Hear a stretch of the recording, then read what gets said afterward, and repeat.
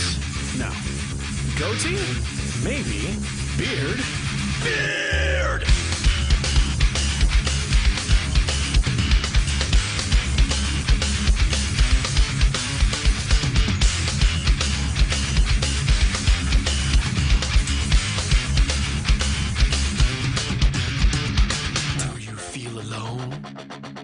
Feel neglected?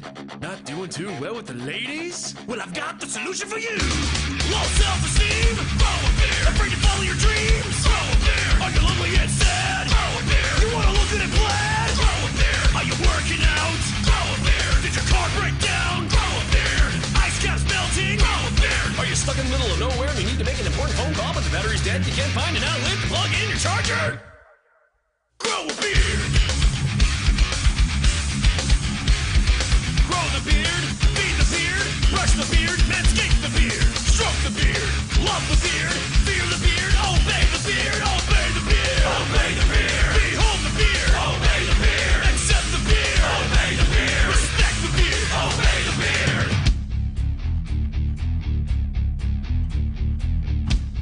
Oh my God. Becky, look at his beard. It's just so beard.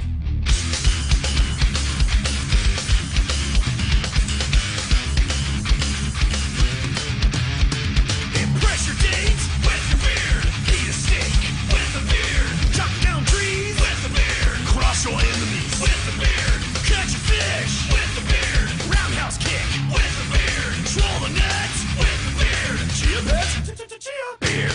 Drive a truck with the beard. Try your luck with the beard. Arm wrestle with the beard. Teenage Mutant Ninja beard. Pet the doggy with the beard. Pledge allegiance to the beard. Can't grow a beard, then buy a beard. Do you have a beard? Then grow more beard. You need to shave this thing. Shut up, Grandma! Grow a beard! Dump in the beard, drink to the beard, cause beards are good and scruff! Obey the beard! Behold the beard! Obey the beard! Accept the beard! Obey the beard! Respect the beard! Obey the beard!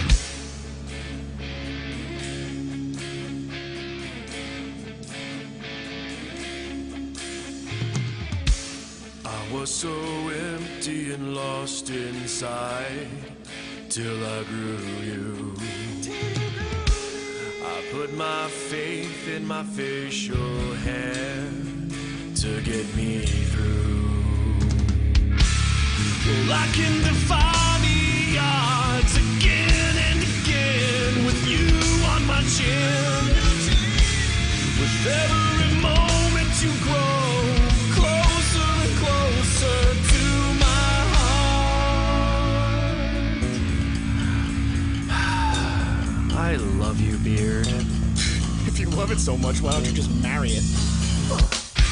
Do you take this beard to be your lawfully wedded beard? For bearder or for worse, in scruffiness and in beard, till shave do you part? I beard.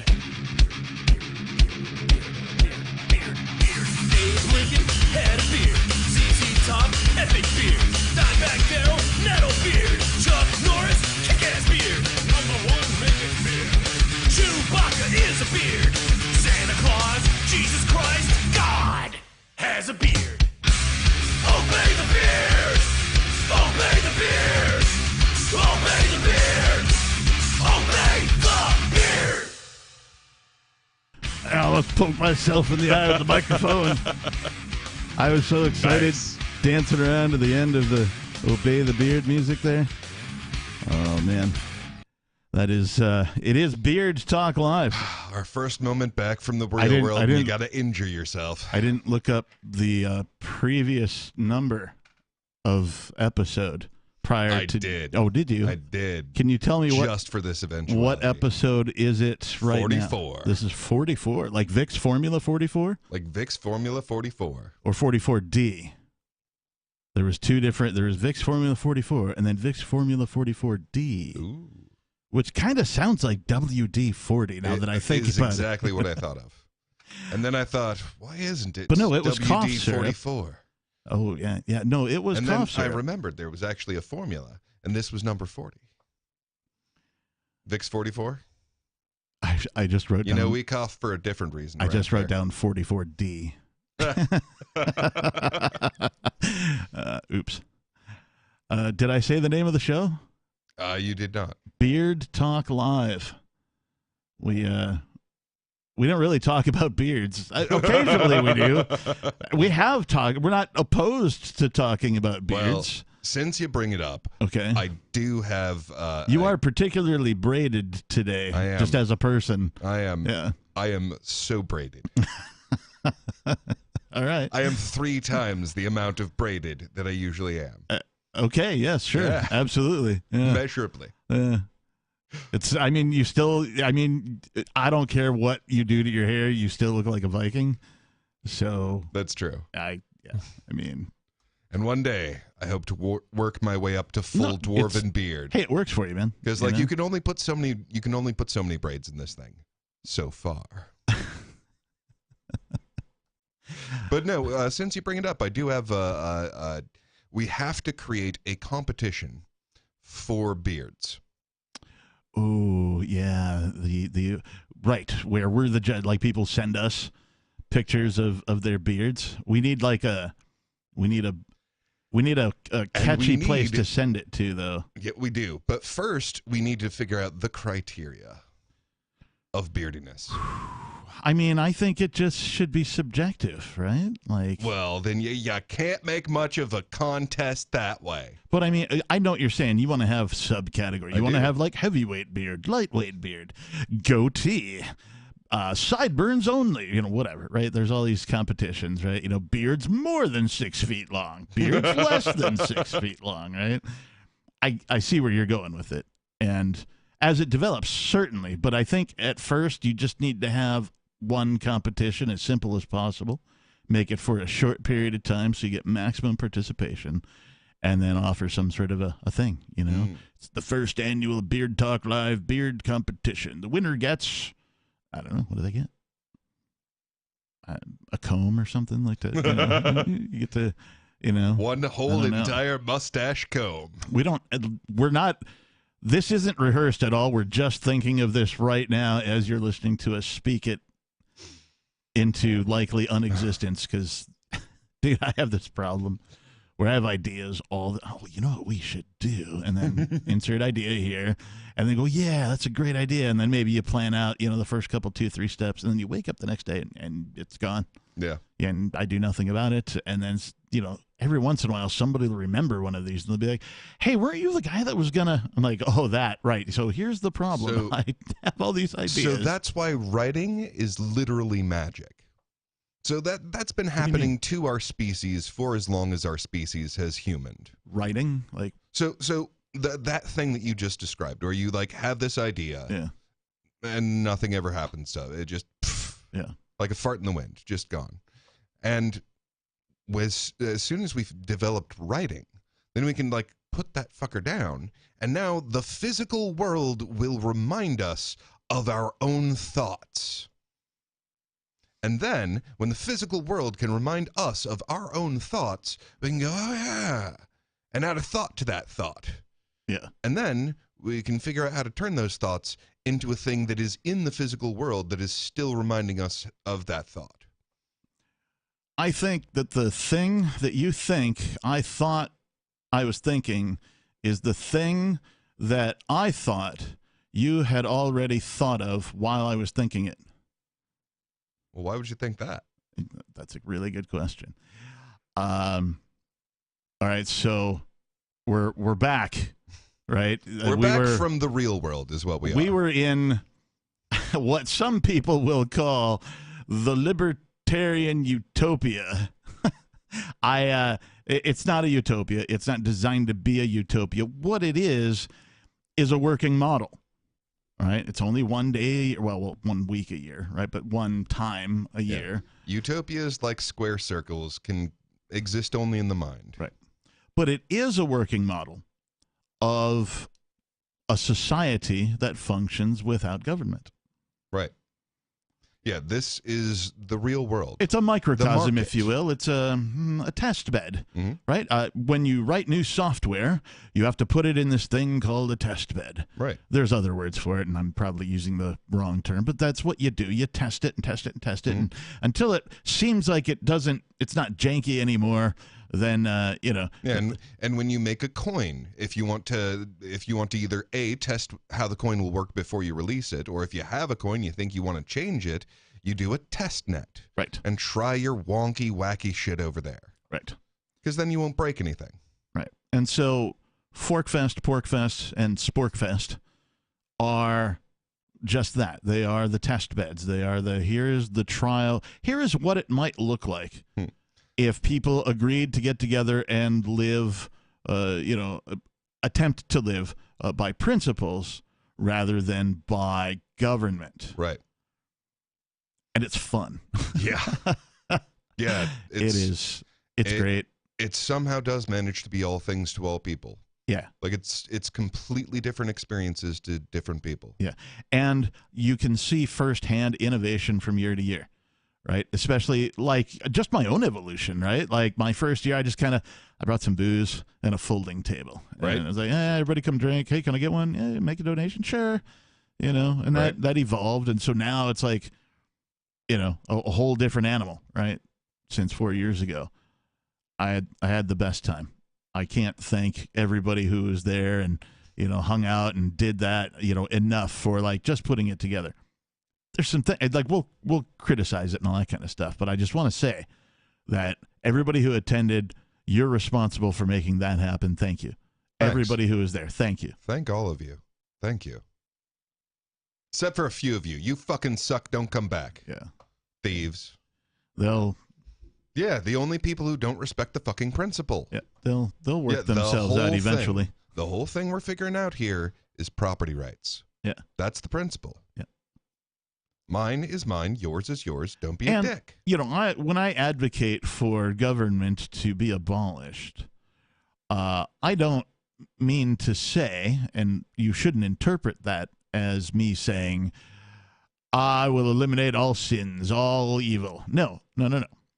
We just want to eliminate the biggest cause of it, right? It doesn't mean that there won't be thieves. It doesn't mean that there won't be physical altercations, fist fights. It only means there will be one less thief. Right. The largest one, though. Yes. And one less murderer. The largest one, though. One less murderer. One less rapist. The largest one, though. One less rapist. But in all of these, like... Wow, number 2 is way down there. The largest polluter, right? Yeah. Like, just whatever just purely your on the thing violent is, aspect. Yeah, whatever your thing is, the listeners, whatever your thing is that you advocate for or against, if you look at who's the biggest cause of whatever it is that ails you here, it's always. I haven't found a way to be able to say they're not the biggest cause of that particular ailment, right? I mean, save for for all I know, government's the cause of cancer too. You know what I mean? It certainly does cause a lot of cancer. It might be the number one cause. I don't know these things, right? But there's a whole lot of things that are really bad that they're number one at. So I don't propose. They're definitely number one at blocking the cures for cancer. Yeah. I don't propose that we have no rules. I only propose that we have no rulers except ourselves. Right. I am the ruler of myself. Now, like all other people, I'm going to need some help from time to time from another ruler of themselves that has a skill or a talent or an expertise that I don't have. Mm-hmm. And we need to be able to cooperate. And when we come to an agreement, that's called consent. Right. And that's just how all interactions should be. And consent is sexy. And that's all you need to remember. Those are the only rules. That's it. Yeah. Those are the only rules. Those are the only rules. That's what, 2? Depending on how you count it, right. Captain. Depending on how you count it. Current law in the United States of America is such that it can't be counted. Right. Much less globally, right? All the laws in all of the world. Holy fuck. That's a number that's, mind-blowing, literally.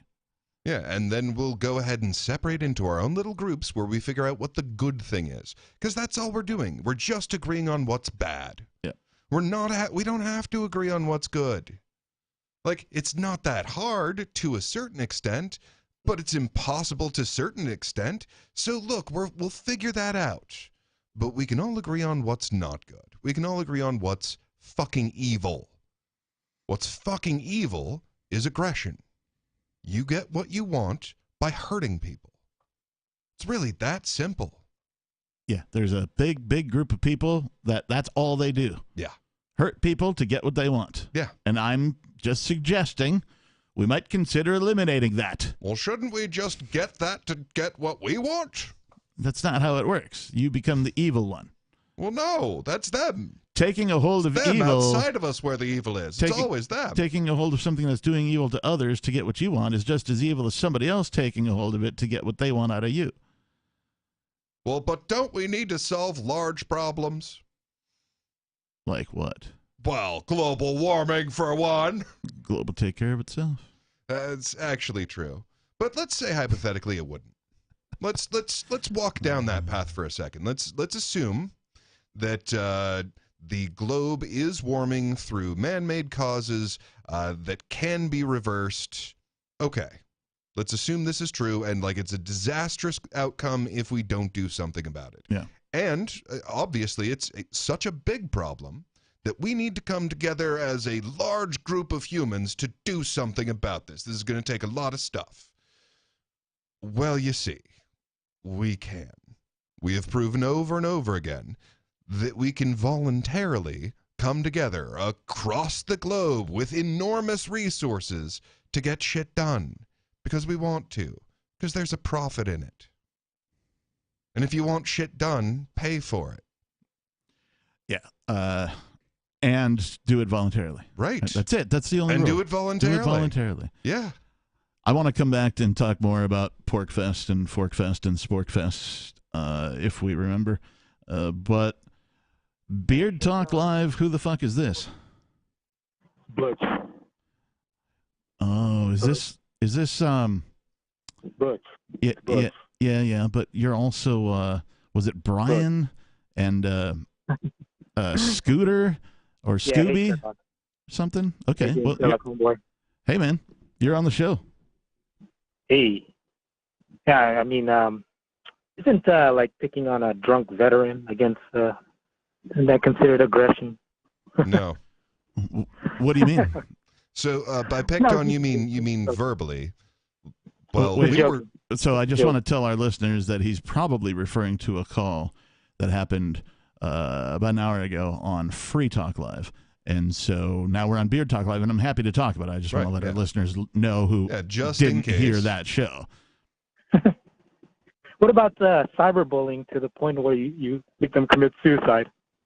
Well, so here's the thing about communication. It can be used as a tool of attack. Yeah. No. So check this out. So if I can say these words. Well, hold on. Follow me for a second. Follow me for just a moment. I can say these words to you with the intended outcome of putting my idea in your mind. Or I can say them so loudly that your eardrums bleed. Now I'm saying the same words, but in one I'm making an attack, and the other I'm trying to communicate. But what were you guys doing to that guy? Trying to communicate. He's drunk, for God's sake. Do you think he'll remember it in the morning? Or are you trying to embarrass him online? No. So the weird thing about this situation, Skyler, whatever, is that he called into the show. That's a voluntary action. Yeah, I'm just kidding with you guys. I really wanted to call about. Well, there's an edge to your jokes, sir. I'm just really wanted to call about Ricky's attempt to fix the non-aggression principle. Well, let me tell you now, Brother Butch. You see, the thing is, before I get to that, if you'll give me just a moment, I would like to say the point. But before I make my point, let me first tell you, Brother Butch. Is that about right? Is that Ricky? Is that That's about right, yeah. Okay. Says a lot of words before he says anything. Yeah. What were your thoughts, Butch? Oh, I thought you were still talking. Okay, I'm sorry. I'd like to try to fix the acronym of non-aggression principle. Like how I hate acronyms. Like how Ricky tried to do the non-harm principle. I thought of a better one that's more consistent with my experience of what you guys are telling me what the non-aggression principle says. How about NAPEKAWIGENTSMC? Okay, Look at that. I did not get on to this show to have a conversation with an eye chart. Let me tell you what it stands for. Non-aggression principle, except kids and when I get enough money to slap my co-host. How about that? Is that what the acronym that is? make any sense? Is that what the acronym is? Yeah. I mean, that's what I've been told by you guys. Okay, so here's the thing. It's not accept kids at all. Like, that's actually why protection of children is so tremendously important to us, is because they have a right to their bodies. So it's not accept kids. Wait. What it is that they must develop before they can make decisions. And who says this? I didn't read that in the non-aggression principle. Is this on page 2 or something? Okay, so aggression. Okay, why do I call it aggression when a human bites me, but I don't call it aggression when a cat bites me? Wait, sorry. What'd you say? I put the phone. This is... Okay, so there's this element called philosophical agency that's required for aggression. Okay, so at what age does philosophical agency kick in? It doesn't always. Oh, it doesn't always. It doesn't always. Means, a government can say, like, make decisions for an adult that's dumb enough. Well, something like that. So the way government works is they do whatever they want, and unless you stand up to them, they continue to do it. I mean, come on. I mean, that's not really how government. That's what you guys. Okay, try to stop government from doing something that they're doing. Let me know how that goes. Right. But that's not what government really does. Yeah, it is absolutely what government really does. But they only have one tool, and that's coercion. That's it. The use or the threat of violence. That's all government uses. It's literally the difference between a government and a thing that's exactly like it, but voluntary. So they don't, raise funds through borrowing? Voluntary borrowing? That they're not without first stealing from other people. Hold on. No, this is a fair question. So it looks like they're doing non-aggressive behavior. And you can argue that honestly either way.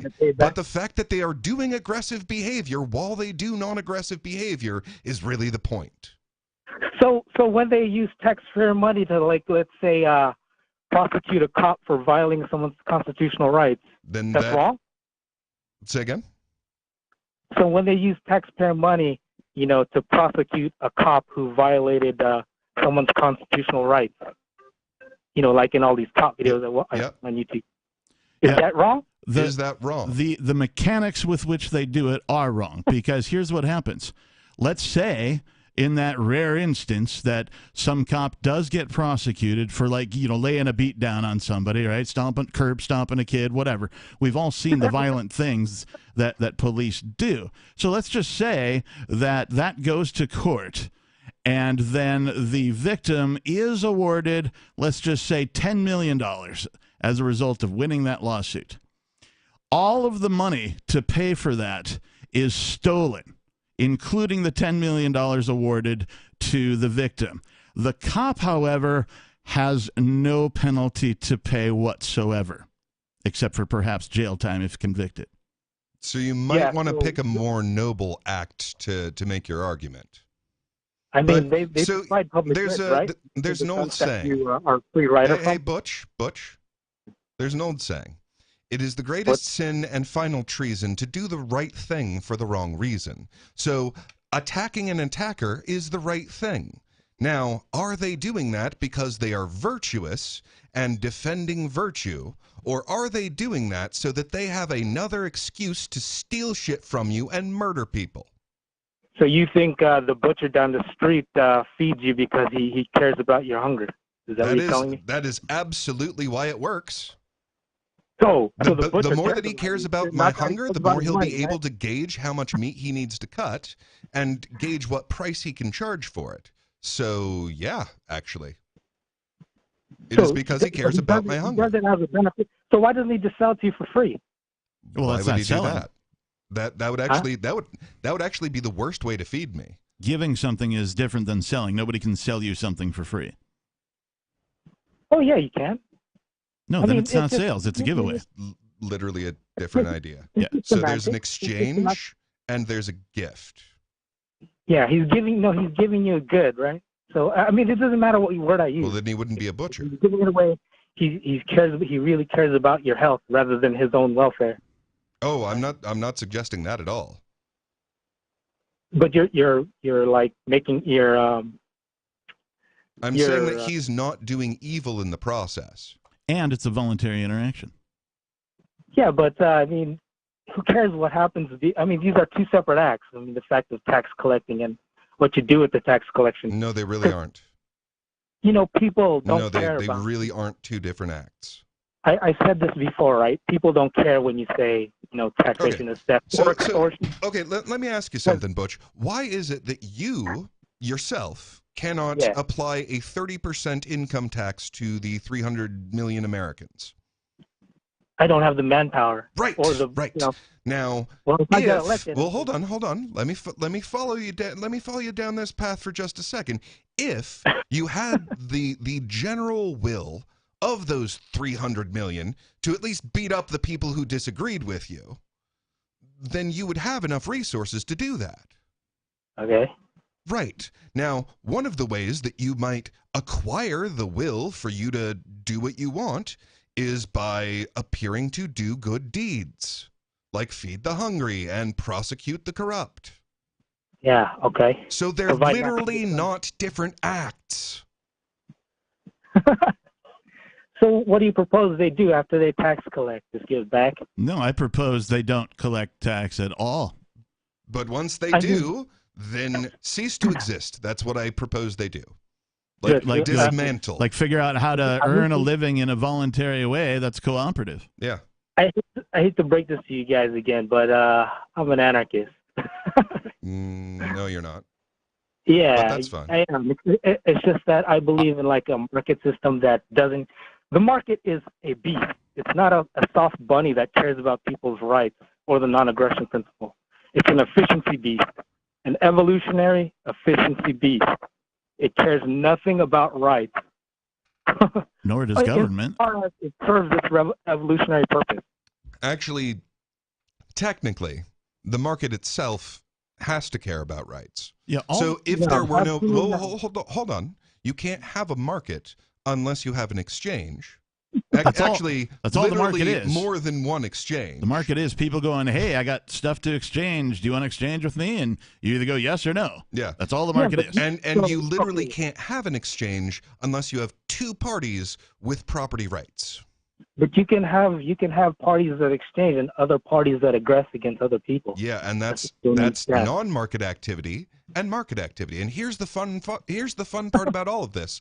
Literally every time without exception, non-market activity is powered entirely by market activity. All of the aggression is given its oomph by non-aggression.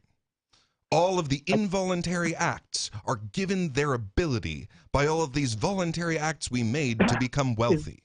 Is this a market transaction? What if I pay somebody to aggress against somebody? Is that a market transaction? Part of it.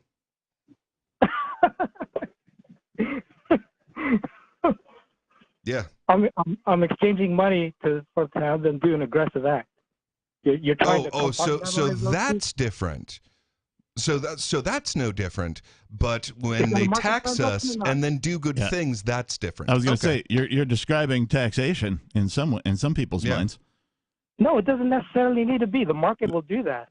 They take money from you and then use it to pay people to aggress on others. I mean, yes, it will forcefully. Technically, you're right. Technically, you're right. That would not be market activity in any way.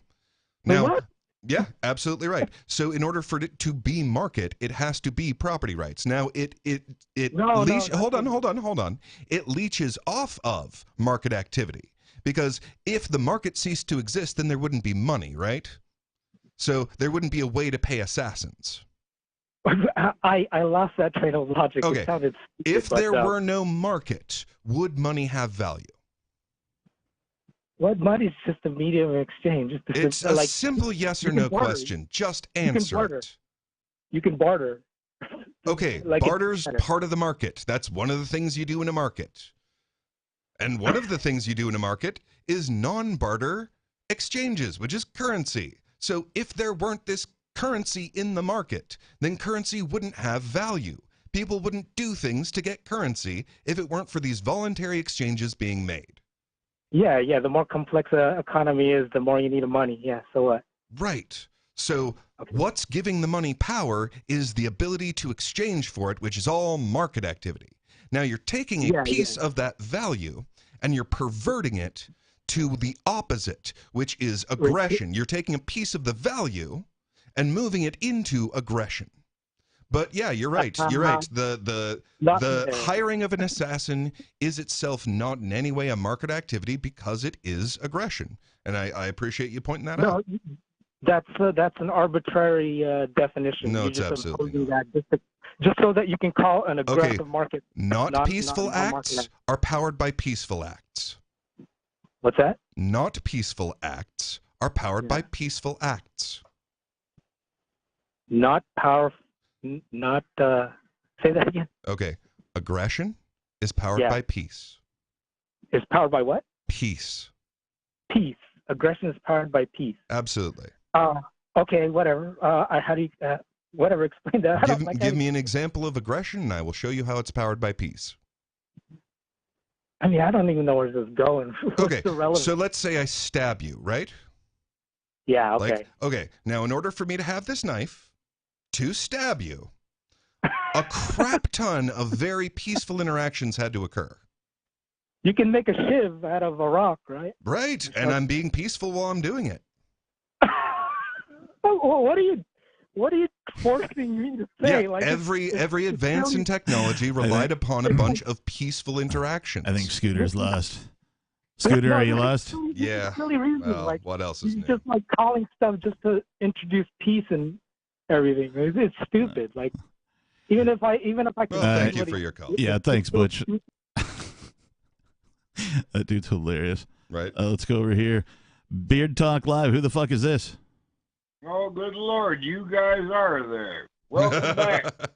Hey, thanks, man. Who the fuck are you? Who the fuck am I? What, you don't have me on the bat fucking line no more? I can see exactly who you are. I just, we answer the phone. Did you know, Major? There are people who are hearing you now that are not, in fact, physically in this studio. Yeah. Yeah, well, this is Major Payne. All right, very well. Because, there's another caller from time to time calls himself something a little similar to that. So, Major Payne. Yeah, you're talking about the pariah who hangs off my arse. Who hangs off your arse. I appreciate that I haven't phrase. thought about it that way. All right. Well, I actually put it to him that way. You got away with words, Major, that's for sure.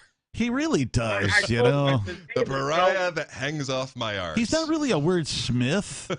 And like some people, not some people, no, there's a distinct difference between like Ricky from the Commonwealth, brother Major, let me tell you, right? And, well, it's Major Payne.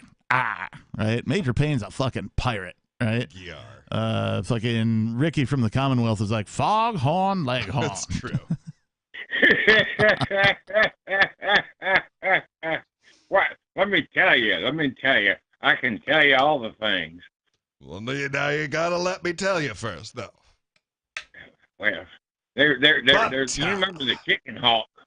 Don't you never forget the chicken hawk. The chicken hawk, yeah, I remember. Yeah. Yep. Old Foghorn Leghorn, he was one of my favorites. Yosemite Sam, I liked even better. And the real early Woody Woodpecker when he was just like me. Yeah, I seen all those. Love the early Woody Woodpecker. Like that one with the where they the black and white one where they're like having dinner with death. It was morbid, but it was fun. Indeed.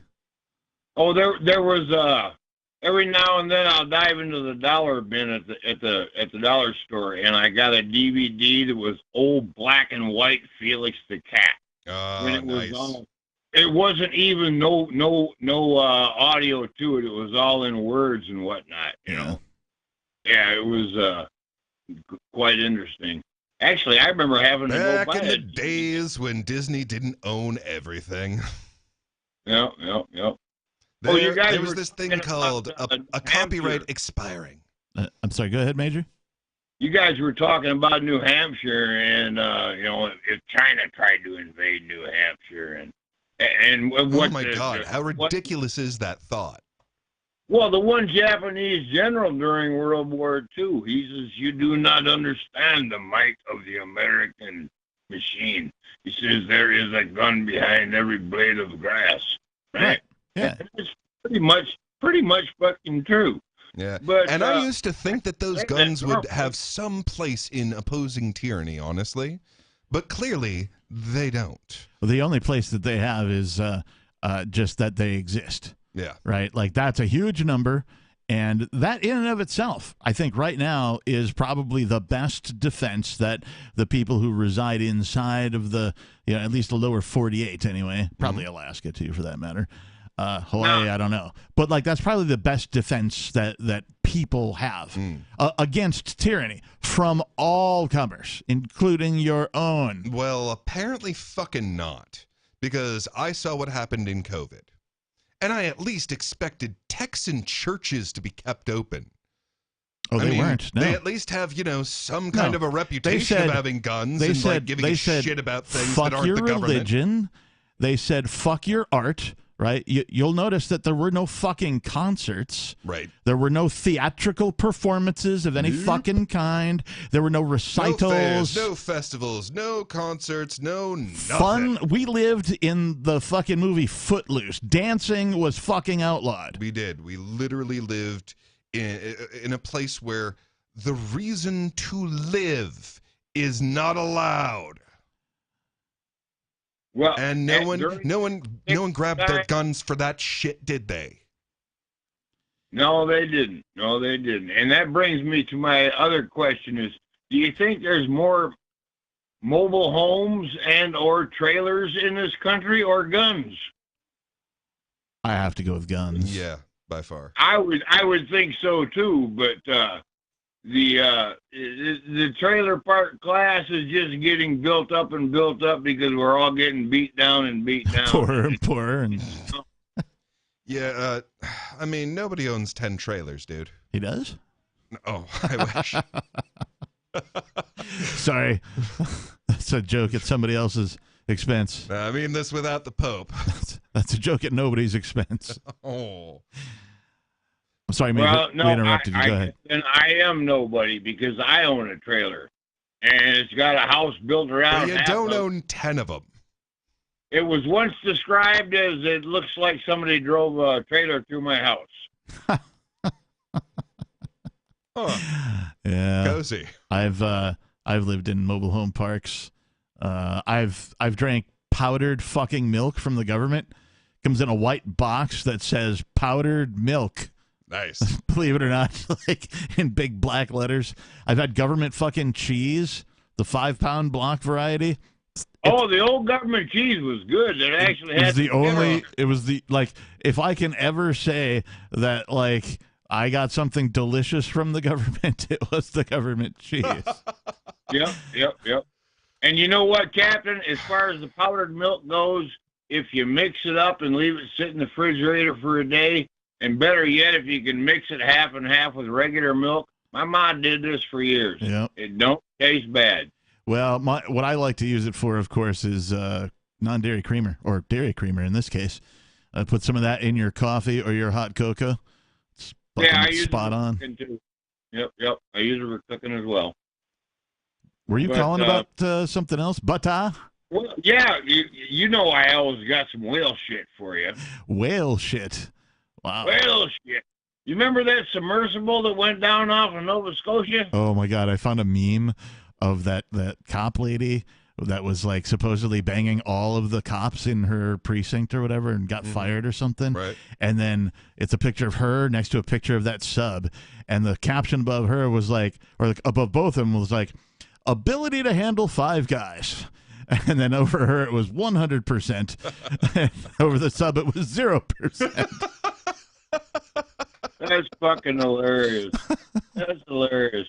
But evidently, these people were warned by some, nautical society that evidently the composite that this thing was made of After it goes down to the depths it does a certain amount of times, it starts getting fractured and ruptured and whatnot.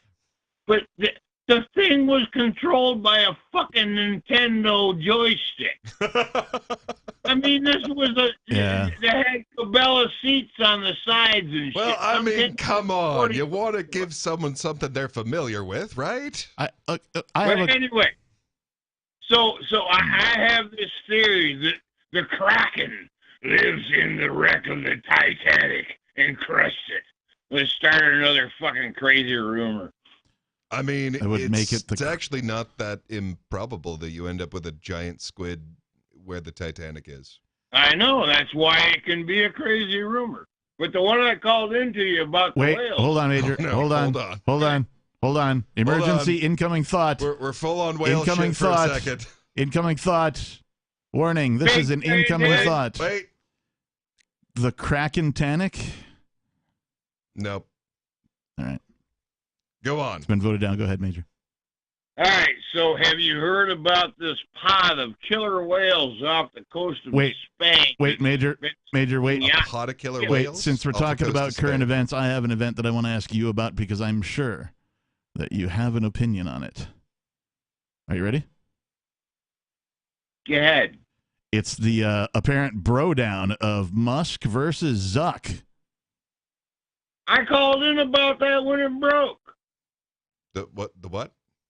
He says he called in about it when it broke. No, I have no idea what the fuck you're talking about. So I don't actually know anything about it. I just keep seeing memes about it. Zuckerberg challenged Musk to a cage match. Yeah, like an MMA style cage match. Musk accepted, evidently. And now there's all these memes where it's like Musk versus Zuck, and they're like, in their boxers and unfortunately, boxing gloves. Elon Musk is literally indistinguishable from a meme, so I can't tell if that actually happened or not. Meme on Musk, if it just existed as a meme, it would be exactly as far. Oh my God, as I can if refer he actually to him. challenged him, say on his giant multinational platform. Because I'm on this platform now, we are uncensored, and I can finally refer to him in my preferred method, Fuckerberg. Oh, God, that feels so good. I type it frequently online, like, Fuckerberg, right? Shakes fist at Fuckerberg, but I don't get to say it very often. So I'm going to say Fuckerberg. No, I don't want to summon him. I think if I was going to hype this fight, I'd call it the Zuck Suck match. Zuck versus Suck? No, what? Damn it! I had it in my head a minute ago. It didn't roll off. I mean, so here's the thing. In your head, did it? Here's the thing. I don't you should never count out an old man in a fist fight. I'm just saying, man. Zuck. He's got the youth, he's got the training, right?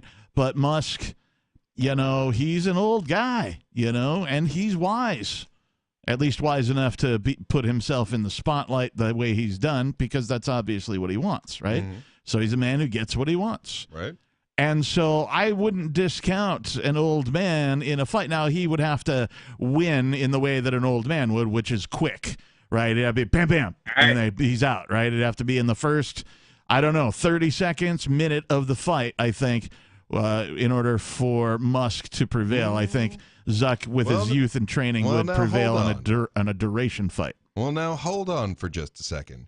Another possibility for Musk to still pull this out is if he just does a full defensive game until Zuckerberg decides to, just open himself up for a haymaker and then ended it. That sort of wisdom over impatience kind of thing. Major? Well, that all depends on training and coaching and who's got the clearest head. He's not playing the same game we are. I know if I want to fight a young buck, I got to take him out quick because I just ain't got the wind to go 10 rounds no more. Well, yeah, that's what we're thinking Elon Musk is at. All right. Well, hey, Major, hold on. Let's go over here. Beard Talk Live. Who the fuck is this? This is Jerkface McFucking Stash. Jerkface McFucking Stash. Welcome to Beard Talk Live. Oh, yeah. No, I'm just kidding. It's Enzo, guys. It's what? I really liked Jerkface McFucking what? McFucking Stash. I like that way better than Henza. Stash. Like yeah, Henza's, that's way more memorable. Yeah. Can I just keep calling you Jerkface? Yeah, totally. Yeah, I'll throw it on with Jerkface. That's totally cool. Well, Okay. Mr. McFucking Stash. Oh, I like that better, actually.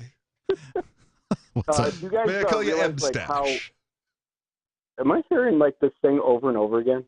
Are you what? Oh, okay, good. You guys realize like how Skeeter and Sarah are kind of like wired similarly? Yeah. No, explain you this to me. Try to ask them a question on air, and literally their brain is just so focused in one wavelength. They can't think their way through the problem, so they constantly circle back to the nonsense they keep saying over and over again. That is more common than you make it sound. That's pretty accurate, though. Yeah, it's true.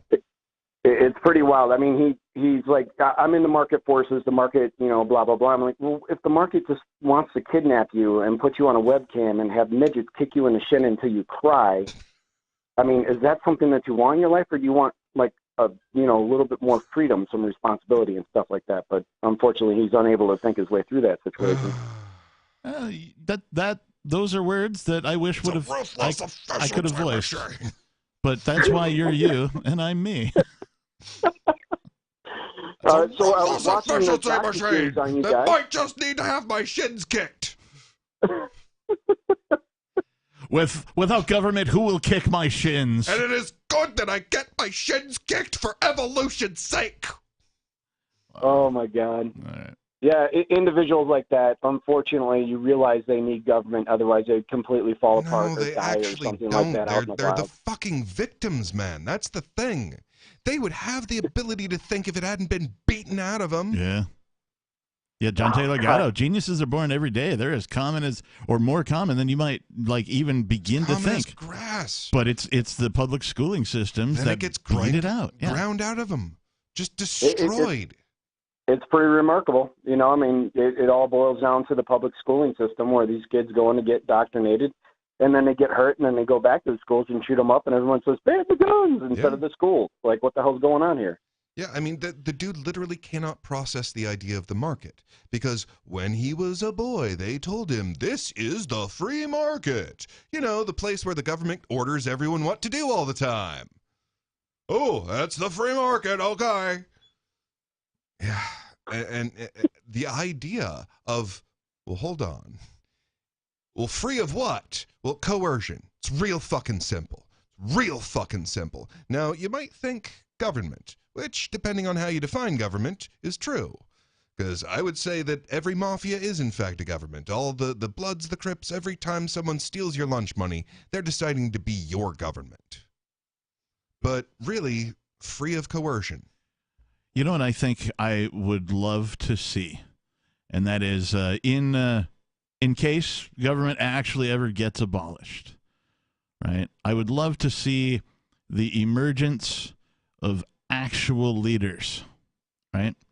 And I don't mean people to lead you. I mean like people who set an example for the rest of humankind. We can't see these people very well right now because we've got these fucking tyrants masquerading, being, stealing the fucking title from actual leaders. Yeah.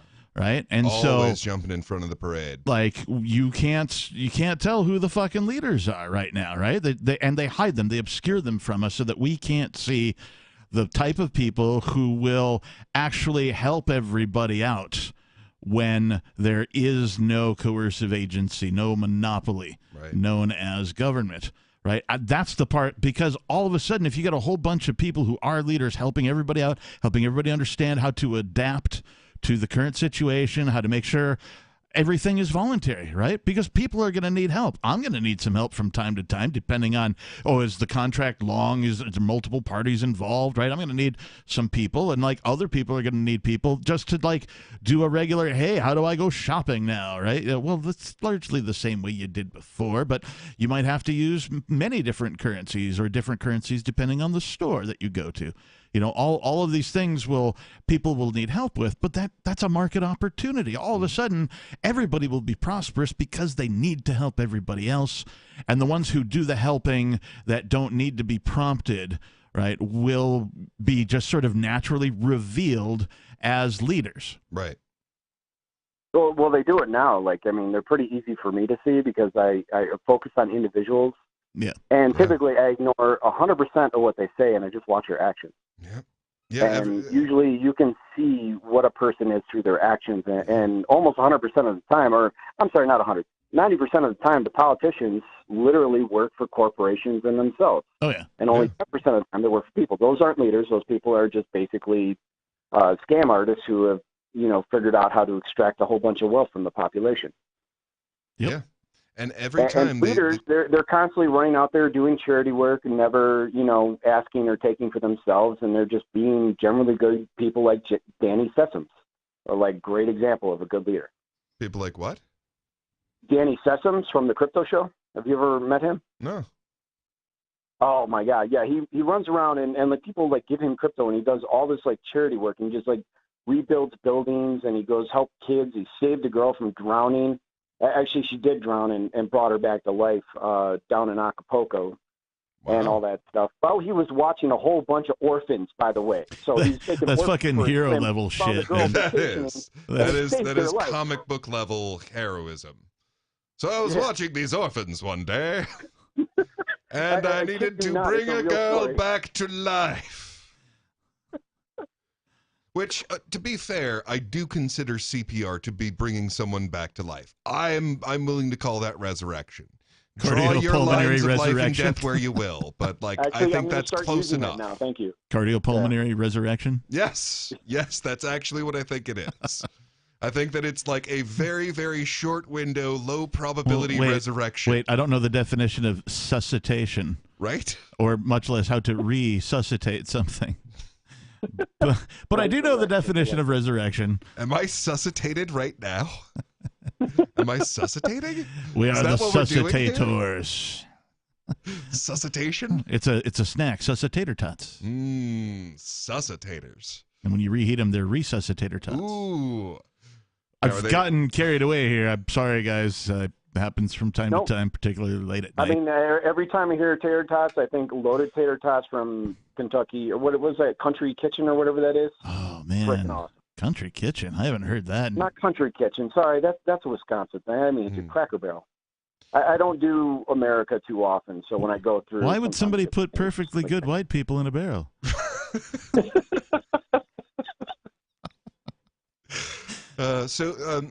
When you first started out this conversation, you were talking about like how Sarah and then they have this problem of like, no, they're so focused on this one idea that they can't mold their brain around a new idea. And the thing is, that always happens when the idea is important to your conception of yourself.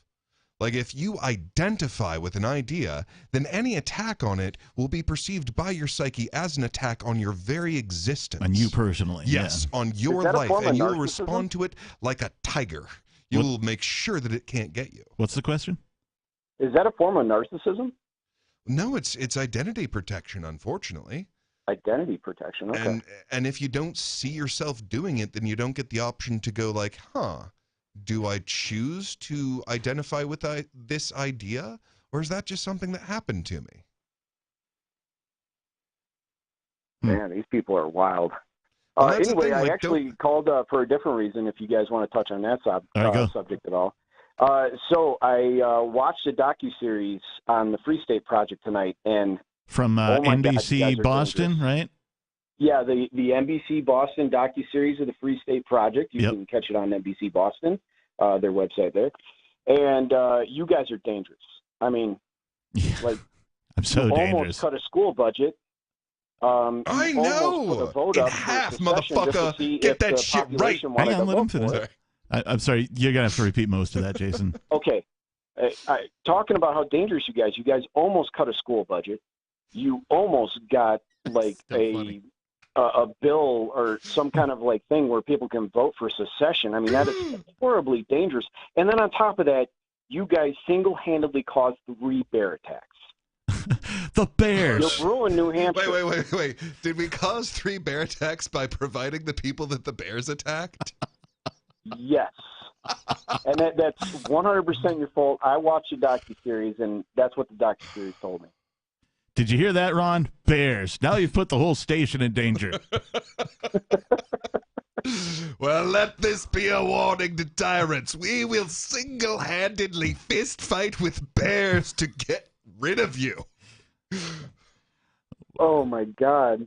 Like the statists are just they're unbelievable on how much. I mean, just because you guys want a little bit of freedom, how much energy it's creating out of the statists is just absolutely hilarious. Watching really worked up. Well, no, they're at the point where they have to fight us. Like, I mean, I don't know if you caught the show, but like the quote is correct. There is nothing in this world more powerful than an idea whose time has come. Yeah. And they don't actually have the choice to ignore us anymore. Yeah. So they have to fight us.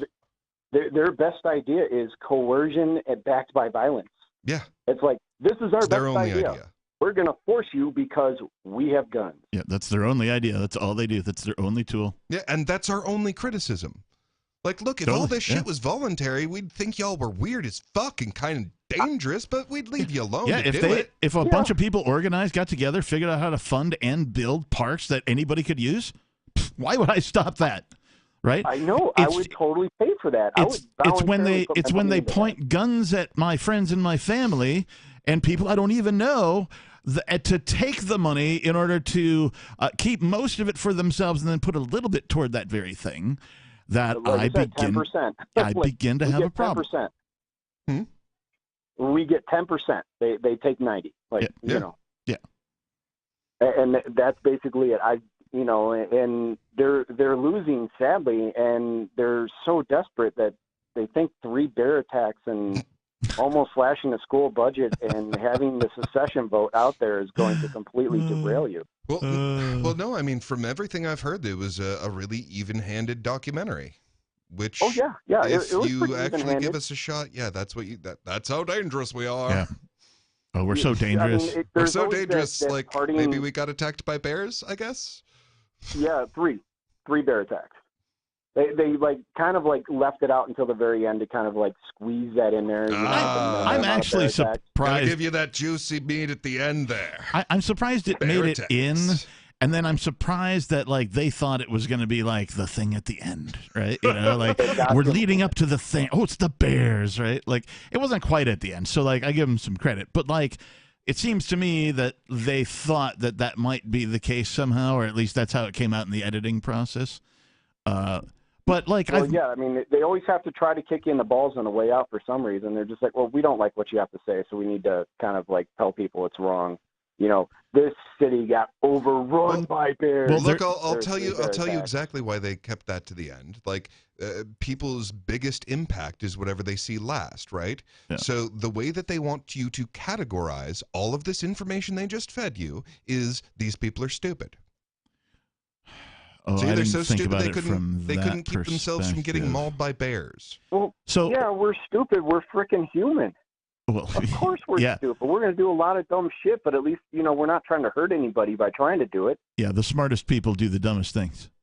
Yeah, like we're not trying to coerce anybody into our ideas. Our ideas are just so good that we just want to do it. That's literally our defining characteristic. Yeah. Yep. No, when you actually look at the fucking thing, it's unbelievably simple.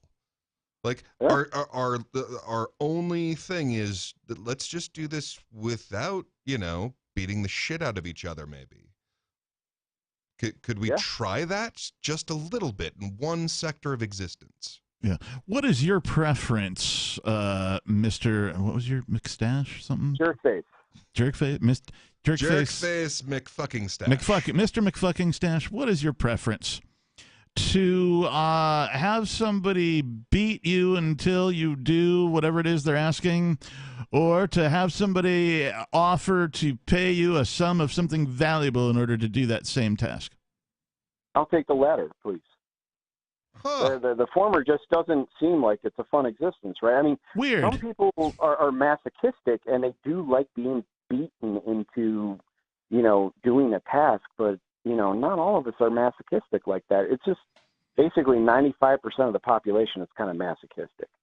Us 5%, you know, peaceful people who just want to live peacefully amongst each other, we would just prefer to voluntarily interact. Yeah, wouldn't you know it?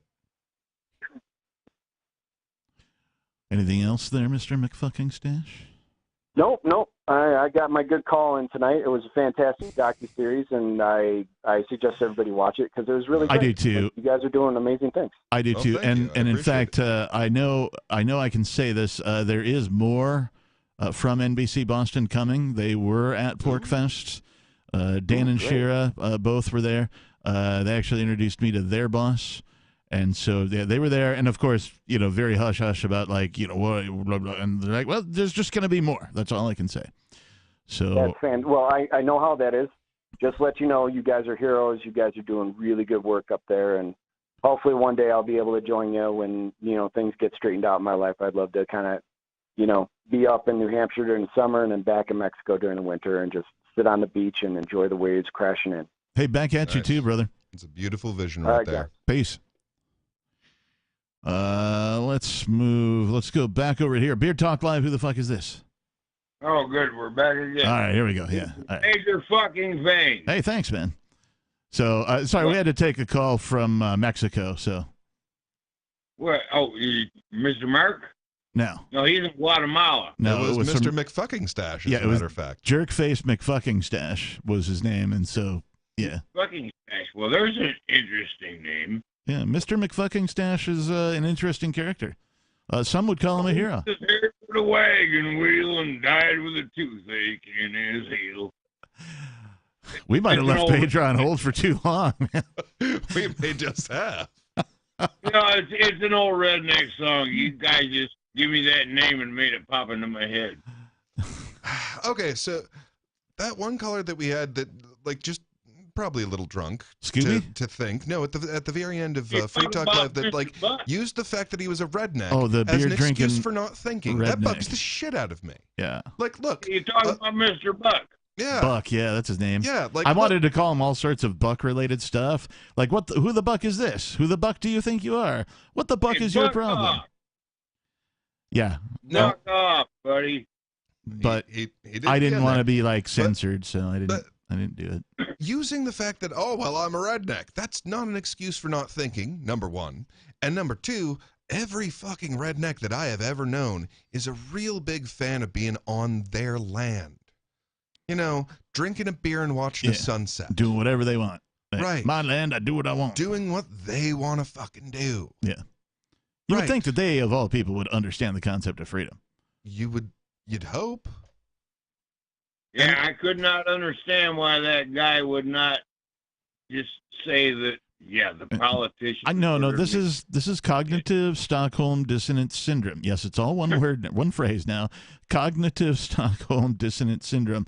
This is what it's this weird sort of evasive maneuver that's been programmed into people where they can't admit that what the actual reality of the situation is.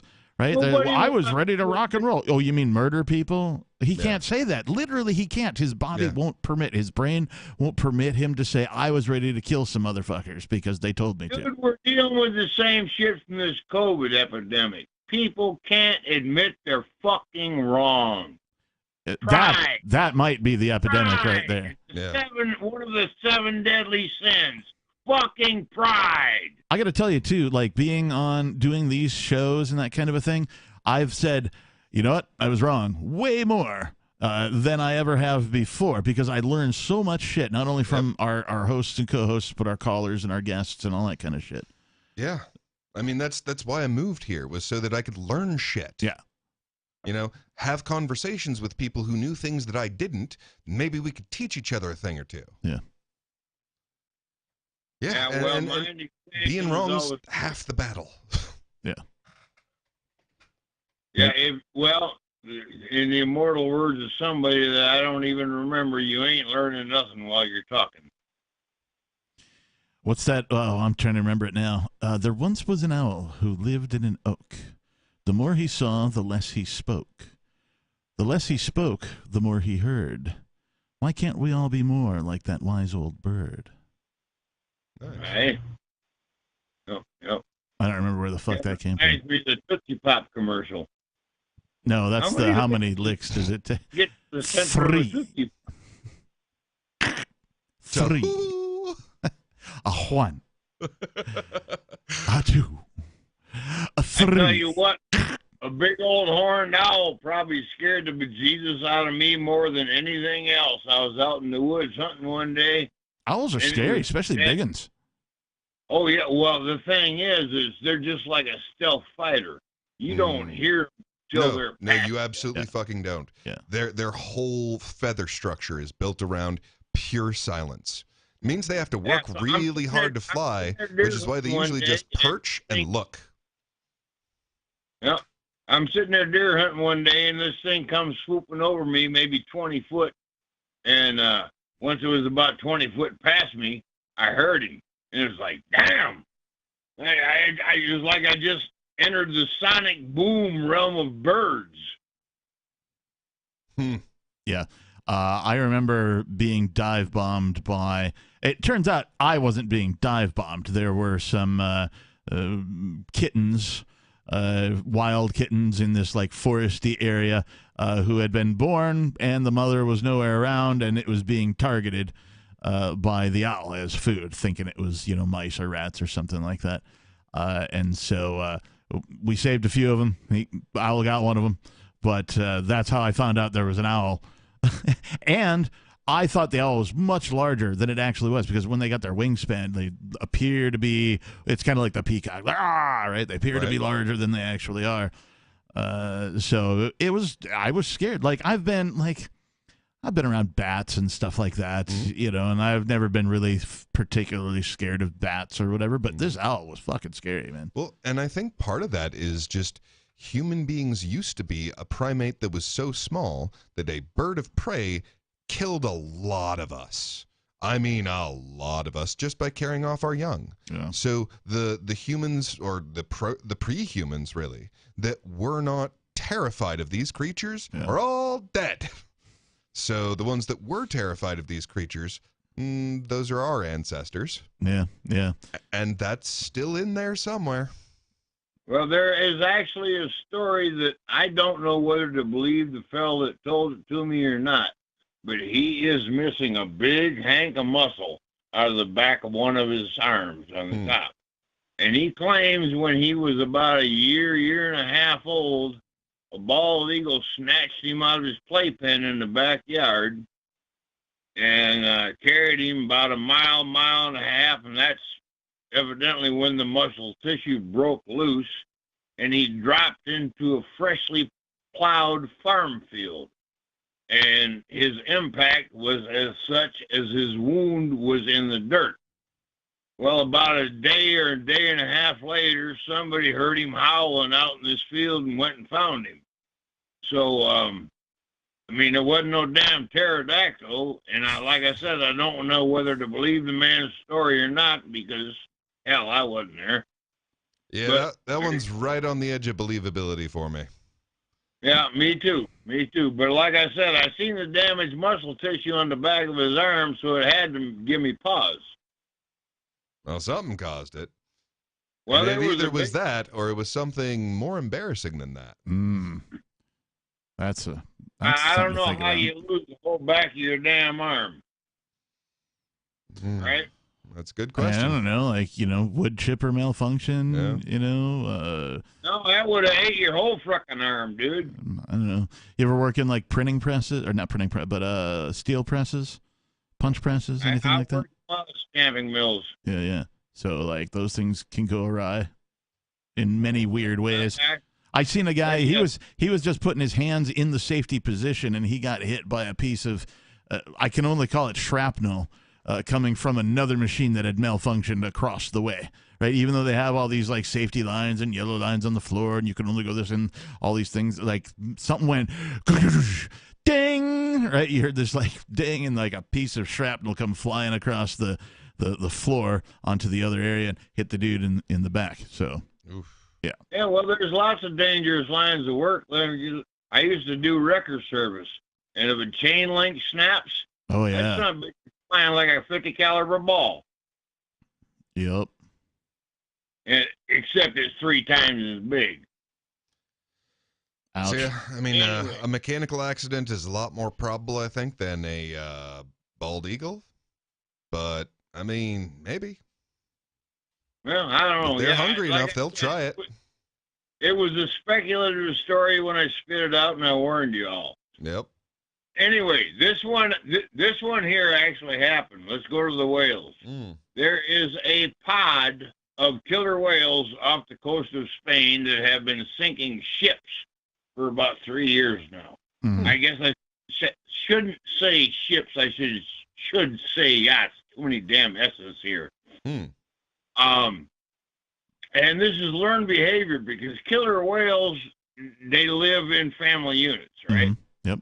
So anyway, what these guys are doing is they're attacking the rudder, and they're knocking the rudder up. They've sunk 3 yachts over the last, I think, 3-4 years, and done a hell of a lot of hull damage and whatnot. But I heard one oceanologist, there's another 75-cent word, that I could barely pronounce. It's got to be $1.50 by now, Major. Inflation and shit, man. True enough. I should be able to buy a sandwich for that fucking word. Anyway, she said that she thought they were playing with the ships. I don't know if there's whale behavior where they bite at each other's tails and shit. And I think that is an overly optimistic outlook. Trying to think. And then there's other theories where maybe somebody got shot. One of the old whales got shot at or something. Or dude, I can tell you exactly what is the most probable outcome here. For the boats, Well, hold on. So, like, who's actually a predator for killer whales in the world? Well, could it be the species that's kind of a predator for fucking everything? Oh, humans. Mankind, yeah. Right. So now a bunch of killer whales, if a shark comes around, what they'll do to attack it is they'll hit it in the gills. Like, it's very precise work, but that's how they do it. They just go straight at it, hit it in the gills, and that'll fuck up a shark. Now, here's this new predator. They figured out what its weak point is, and now they can fuck up that predator just like a shark. Yep, the demolition derby of the sea. Hit him in the gills. There's been a lot of motherfuckers that have survived shark attacks by poking them in the eye. Poking them in the eye. Yeah. That sounds a little tall. I remember one time when I was just a kid. I was only like 12, 13 years old. And there was a place I always used to cut through, right, in the neighborhood. And one day I come across there, and there's this damn 8-foot fence that's built out of wood. Well, fuck, I'm young and spry. So up over the fence I go. Well, this building was very old. It was built of fieldstone, and there was a big garage right next to it. So there was a very narrow passageway, right? So anyway, I jump in the backyard, and I'm going about my business, and I come around the corner in this passageway, and there's a Great Dane. And he's as surprised to see me as I am him. Well, I cocked back right quick and pop him in the nose, and he sits right down on his ass and shakes his head just like any critter that got popped in the nose proper would. And I got my spray ass out of there. But, yeah. But, you can survive a bear attack by popping him in the fucking nose. That's one of the most sensitive places there is on most critters. True. That's true. I'm sure I've told the story, but Major, you know I used to fish for shark as a commercial fisherman, right? Yeah, I think I've heard you tell that. All right. I did once own a set of shark jaws that we sort of kept them open, and like it was like hula hoop, like I could step through it. Even at my weight now, I could step through it. Sadly, I didn't lose them; they were taken from me by an ex-girlfriend. No.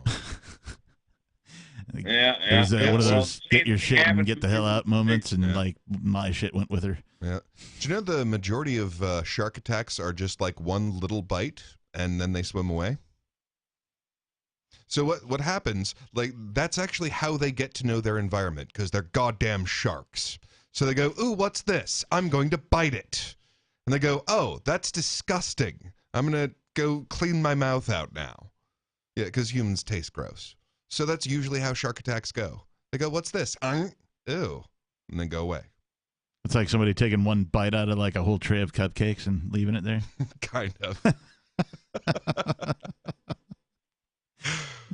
Well, if what you say is true with the gross crap that they feed us, most of the American population should be safe from shark attacks because they're going to taste like crap. And most of the time, yeah, that's what happens. No, as soon as they get a taste of us, what, they go, "That's disgusting." What humans will be is like the shark. If there's such a thing as a shark prepper, right? We'll be like their basement storage, right? Because all the preservatives, right, will last the longest. Right. Oh, God, now we're shark bacon. Or bologna, maybe. We're shark rice, right? Shark lima beans. No, right? you can't put beans and rice in they're going to bloat. I mean, you got to have... No, but it's a metaphor, right? I'm not saying that humans are actually beans and rice. So Americans would definitely be like that. Europeans less so. You know, they won't bury Americans in Europe because we take too long to decompose. Like a McDonald's hamburger? Yeah. I did not know that. Yeah. Is that true? That is true. Wow. So, yeah, Europe is... so what happens if you're American and you die over in Europe? Then they have to ship your body back to America. Okay, but what if you're American, you have no ID, and you die in Europe? Good question. Cremation?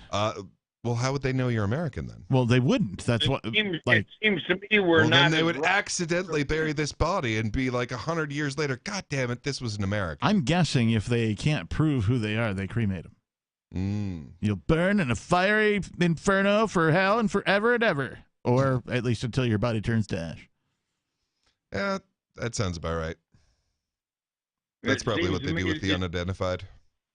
The Americans will survive longer than the Europeans just because of Oscar Mayer. I wouldn't call it survive, but you know. Well, you mean craft? It's kind of surviving, isn't it? Is what? Not decomposing is kind of surviving. No, isn't it really isn't. Like by definition, you have to have not survived in order for that to be a factor. Yeah, true enough. Testicalities. Damn testicalities. Oh, who do you think you called, Major? Yeah. I know you are a bickering bunch. That's a fact. You know what makes sharks really happy, Major?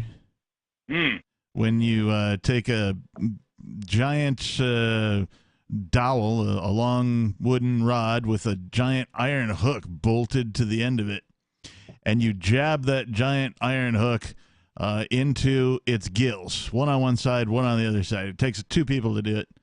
But as soon as you do it, man, wow, those sharks are so happy. They're just flapping around, having a good time. Da, da, da, da, da. Like, I mean, and they're strong, too. They are some strong sons of bitches. It takes two people to, lift it out of the water and into the boat. It's having such a good time. It's still dancing around until somebody comes over with a big old club and hits them over the nose a couple of 8 or 10 times. Oh, no, not the baby seal syndrome. It's a shark, and they're not really happy when you do this to them. They're quite angry. But is the technique the same as clubbing baby seals? No. That's how they used to hunt baby seals. You just go up and club them to death. They look at you with them big brown eyes, you just smack them in the head. Hey, what are you doing tonight? Going clubbing.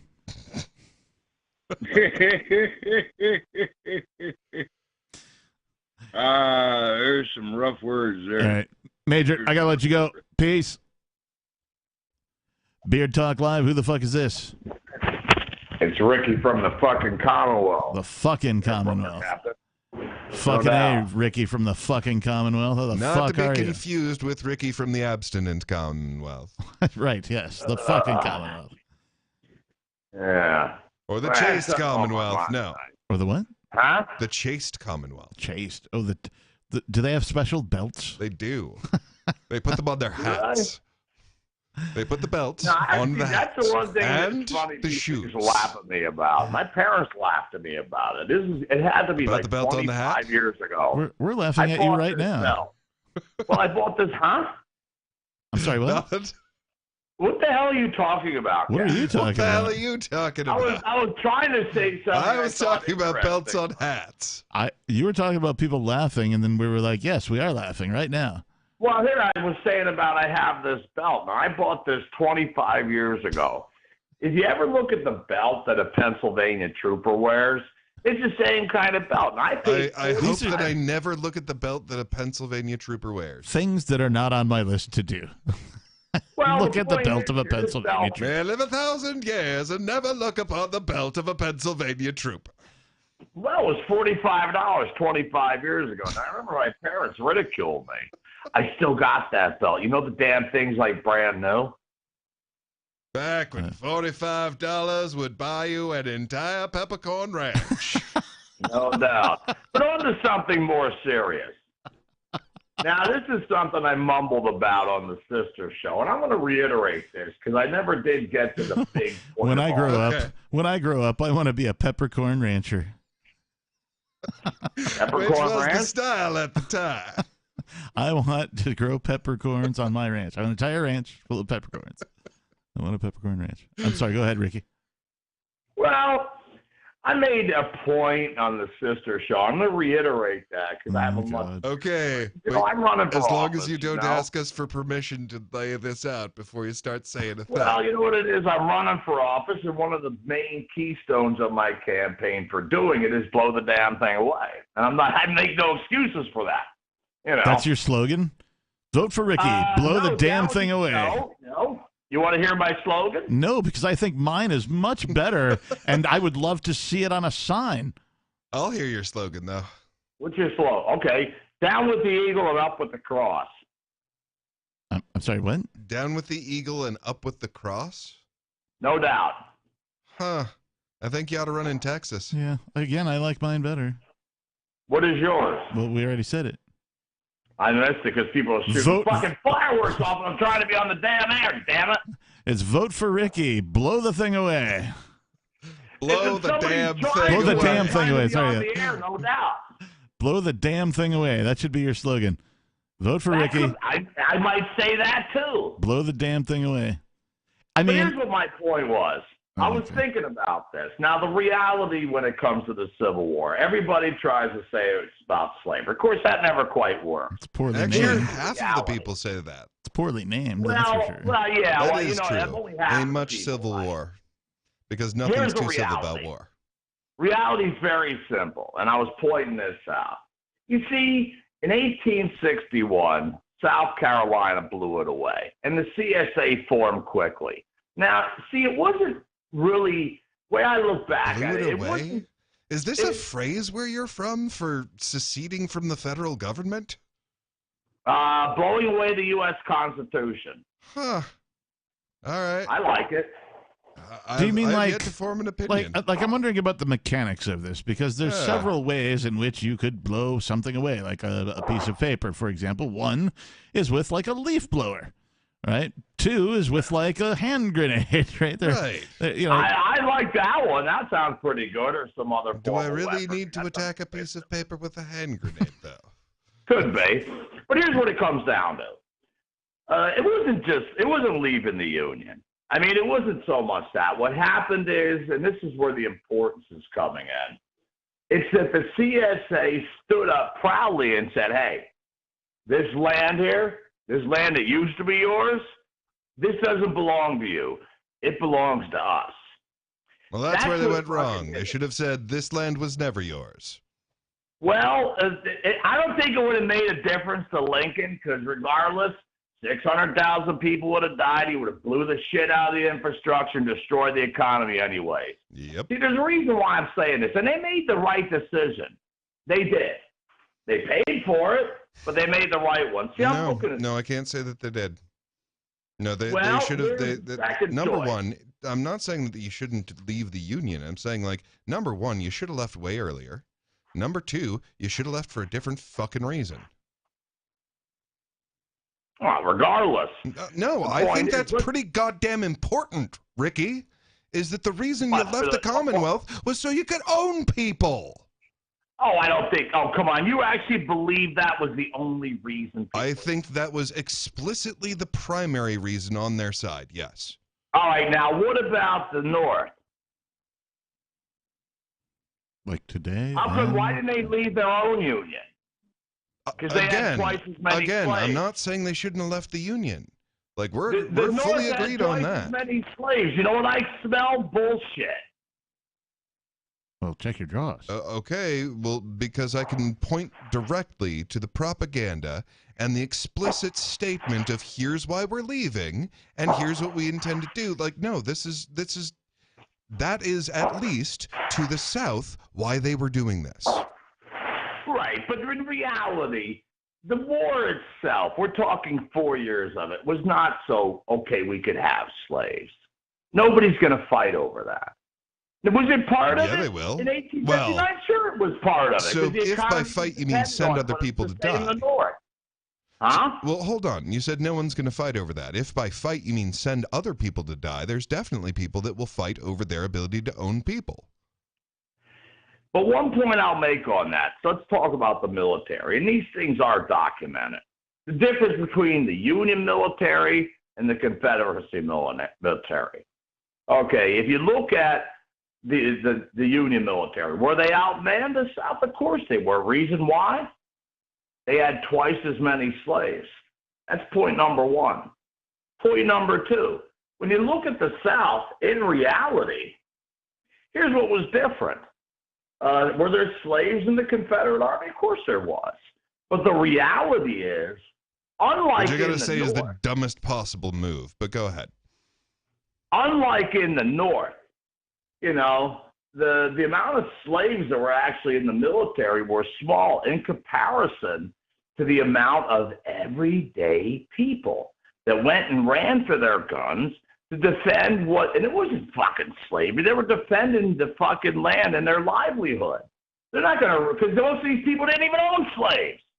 What they were defending was their way of life, and that was described explicitly both to the Union and to the people in order to rally them as we are defending this institution and our right to choose it. But the point is, the reality is, yes, it was both sides. It was dependent on the economy. The economy was dependent on it at the time. To be fair to you on the other side, well, hold on. So I want to be fair though. On the other side, it wasn't about slavery. Like on the Union side, dude, they would never have gotten any fighters if they'd have said, we are fighting to free these slaves. No. What they sold them to it as, we are fighting to preserve the Union. That fucking figures, and that worked, huh? It worked. Unfucking believable. Those are some dumbass fucking dude, people, it's man. still working. It's working today. Normies will call up and I will talk to them. Hold on. Well, normies will call up. I will talk to them about secession, and they will tell me how, like, no, we have to force. World War III is breaking out, Peakless. I apologize. I hear you. Yeah, I'm going to have to let you go there. We'll talk to you next time, Ricky. Go ahead, finish your statement. So people will call up and talk to us about secession and be just absolutely insistent. No, those people are not allowed to leave. Those people are not allowed to live life in the way they want to. We've just got to take back the power of the democracy and then force those people to live the way we want them to live. Yeah. It's like, no, we don't. We don't have to do any of that. And in fact, that's a terrible idea. Like, I don't want you to stop doing what you want to do, even though I find it disgusting. I want you to do it over there. That's the thing that I think most humans haven't been taught how to do, and that's find the Force in your equation. I don't mean that as a Star Wars reference. Some people use the Force. No, find it. Don't use it. Right? It's a fundamental difference. But like, if you can find in your life, your daily interactions, is there force involved in this interaction, and if so, where is it coming from, or how is it applied? Right? Yeah. You can begin to see, and then all of a sudden, you start seeing how much of it there is. If you just find it a few times, and you're like, oh, you get used to figuring out how to identify where the coercion, we'll call it, comes in. Once you begin to identify it, once or twice, you start to get good at it. The next 2, 3, 4 times, you get a little better, right? You get 100 times. Now you're really able to see where and then all of a sudden you're like, it's every fucking where, right? It literally is. There is no part of your life, or my life anyway, that is not touched in some way by government coercion. Right. None. Yeah. They attempt to regulate everything. Every fucking thing. My toothpaste, my razors, right? There's a little fucking household, like, shaving shit. Like, none of this needs to be fucking regulated, right? No. They don't need to regulate the fucking, the Dixie cups that I buy to rinse my mouth. Don't. Yeah, but they do. But they do. They fucking do. Well, because there's an incentive in that. Every time you regulate something, you create an entire industry that you can fill with your friends. Yeah. Yeah. Yeah.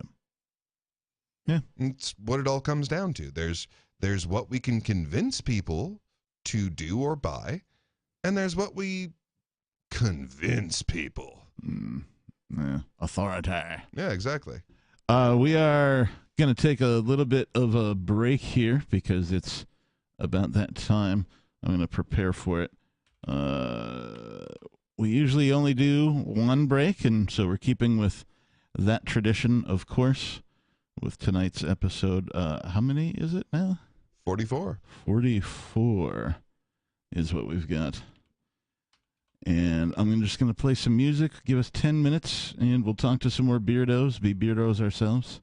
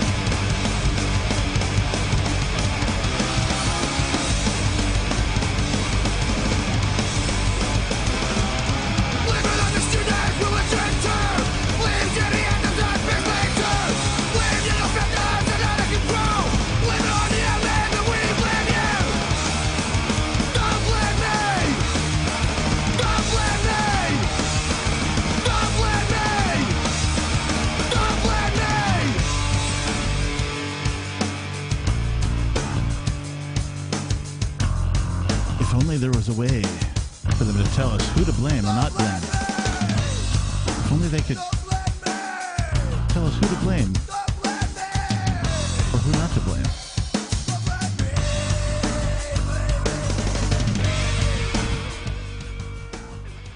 Bringing it back. Bringing it back. Bringing it down. Bring it down now. Bring it back. Bring it down. That's right. Everybody feel groovy. It's Beard Talk Live. 603-283-6160. We are professionals. We've only taken like 6 calls in the first segment, and that's the first time I've spit out the number. Damn it, we should have ambled with what was it? McStash? McFuckstash. Yeah, we should have tried the, although I'm not sure that he's aware of the amble. You know? I assume so. But we haven't done it, and there are no callers. Let's get it out of the way, huh? Shall we? Shit, piss, fuck, cunt, cocksucker, motherfucker, and tits. And just a few words about the amble. Now, the amble is just a few words, but have you heard... A few words about a few words? Have you heard the digest version of Beard Talk Live? I have. The intro that Riley gives? He joins us every time. It might be better than the show. So even if we forget ever to do the amble, the digest will still have it. We've double ambled? We've double ambled. Or is that... It's a double amble digest. Wow. Double amble digest. I don't... Okay, sure. Why not? Yeah. Amble. Well, if not, it's too late. I didn't just amble. I ambled. That's right. Ambling man. I think that was fucking Henry Cho. He was this. He was an Asian guy, right? I think he was Japanese, so he's a short dude, and he looks obviously not white, right? You know what I mean? But he gets up on stage. He's from like fucking Texas, and he's got a deep voice. He's like, "How y'all doing?" And like, nice. You know, like you laugh because that's fucking funny. He did the bit about why is it that when a girl says the same word twice, it changes the meaning. Like, was it a date or was it a date? Right? Do you like each other or do you like each other? You get the idea. So yeah, Henry Cho. Old school comedian too, man, from maybe the mid 80s or something, late 80s. I watched a lot of stand-up comedy as a child, I think. It wasn't readily available too. Like not like I could just go to a magic fucking rectangle and go stand-up comedy and have an unlimited amount, the entire library of all stand-up comics is available at your fingertip. You could at least turn on Comedy Central, and there's a pretty good chance that they've got a stand-up comedian on there. I had to catch Evening at the Improv at the 1:30 a.m. on like, I don't know, fucking... yeah, like whenever it was actually broadcast. Like I had no DVR, didn't exist, right? Didn't you have a VCR? There was a time before fucking VCRs, right? I lived in that time, right? VCRs were like kind of to the earth. Like I lived through the fight between VHS tape and beta tape, like two different formats of tape. There were two different formats of tape. Now there's different like Android and iPhone, those are, you know, formats of the same type of a device. So, yeah, I'm that old. I had a greater point. I can't remember what it was, but I do want to. Well, damn. I do want to talk more about PorcFest. Yeah. Right. Yeah. I mean, we just came back from it, so we may as well talk about it. Yeah. They've spent weeks without us. We've Sorry, never guys. ordered them to do that before. Sorry, guys. We had to go take basically a libertarian vacation. It's or true. An anarchist vacation, at least a voluntarist vacation. Yeah. Right. It's so amazing that everybody there is so different, and somehow it works. Yeah. Right. I saw so many just, I don't even know what to call it, like random acts of kindness, right? Or like something would occur, Like there was somebody who's like, hey, have you seen Little Billy? He's on this kind of a or that kind of a thing. And like the call goes out and it just goes down like it's almost like playing telephone. Little Billy, have you seen Little Billy? Oh, he's down here. Yeah, he's all here. Oh yeah, he's over here. Oh, he's over at the Smith's place playing with little Johnny or whatever, right? And so I just saw really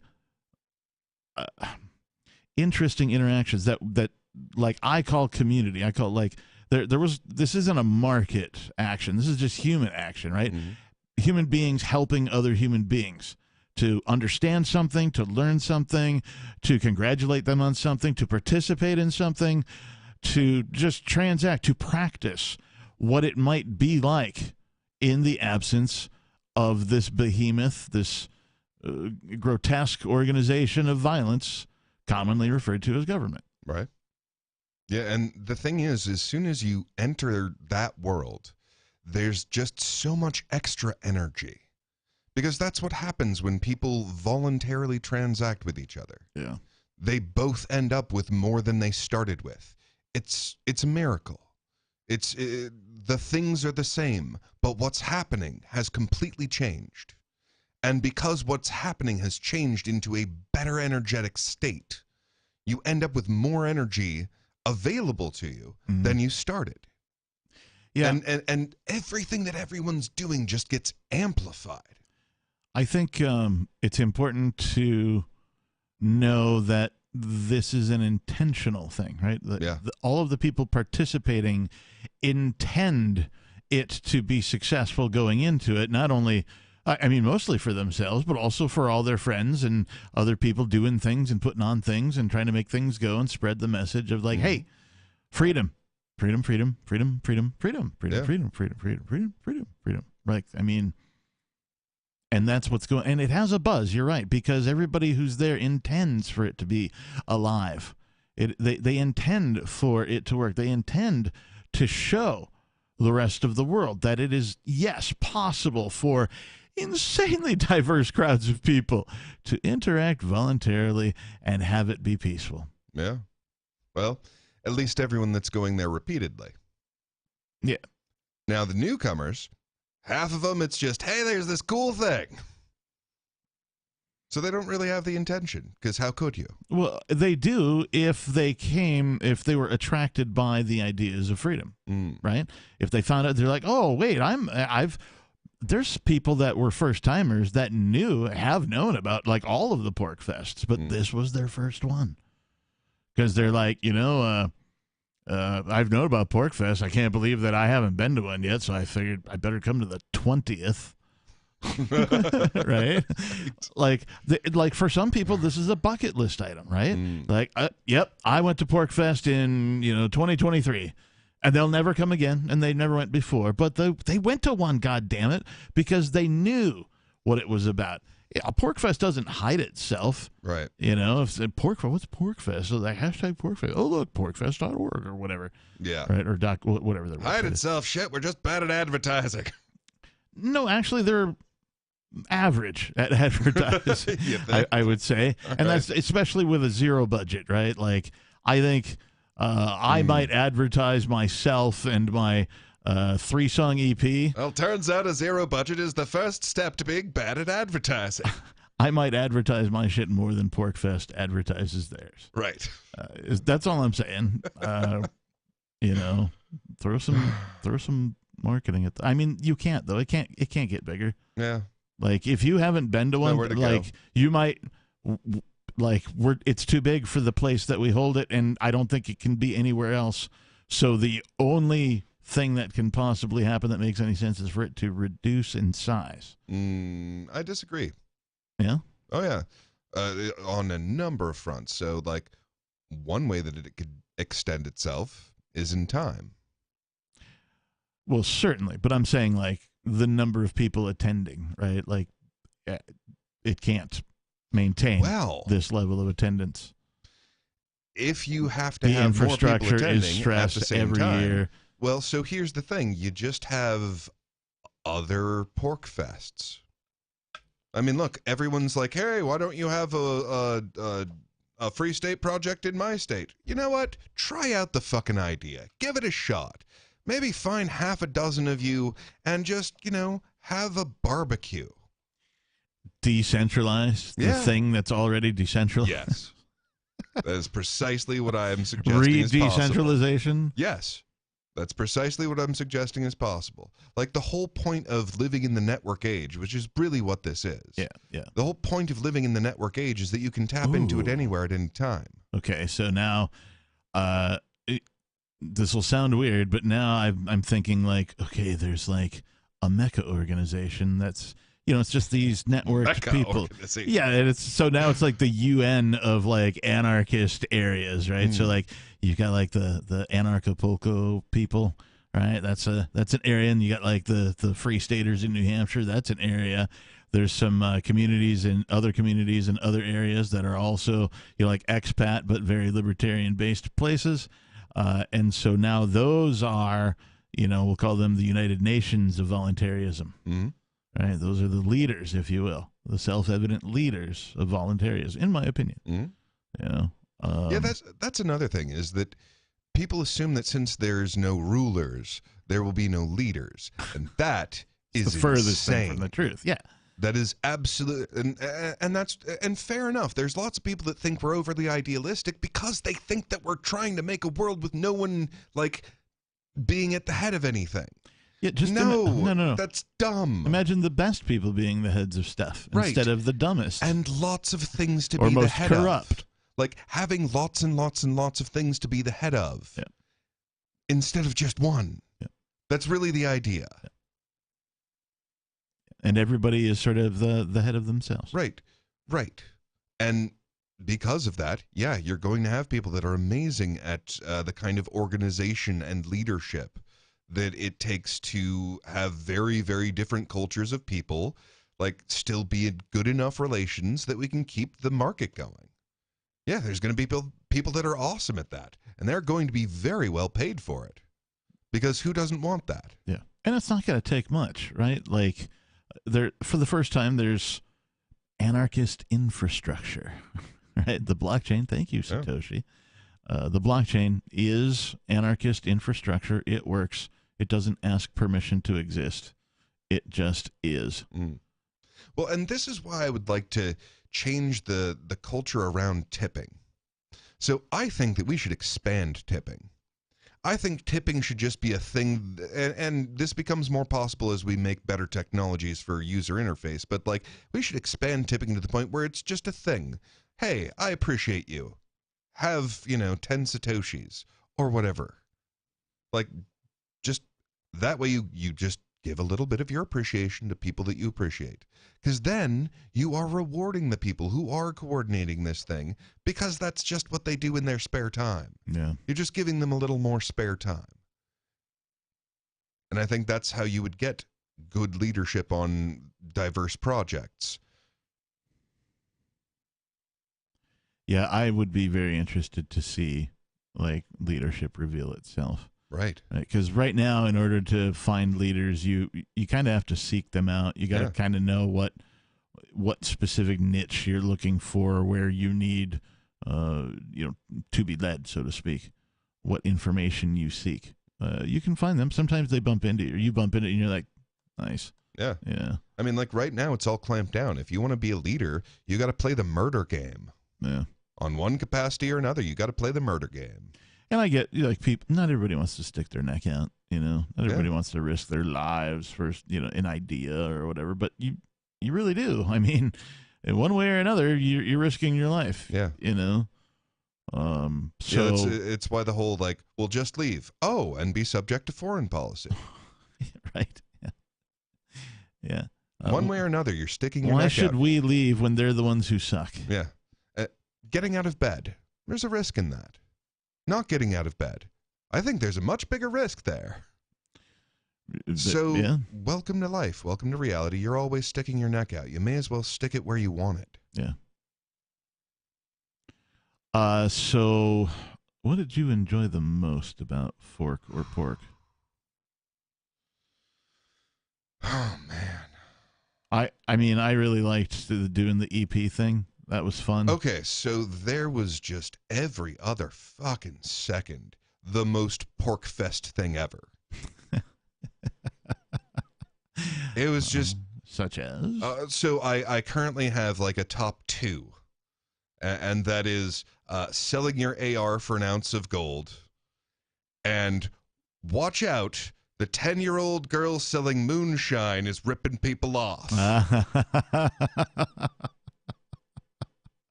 I'm just like, how do you get more Forkfest than this? Or more Porkfest than this? More flatware fest than this? Like, how do you get more Freedom Festival than this? Yeah. Like, it was intense, man. I was in a tent. Yeah. So away. I enjoyed the EP thing in the tent.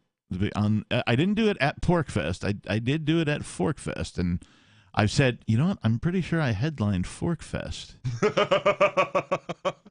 De facto.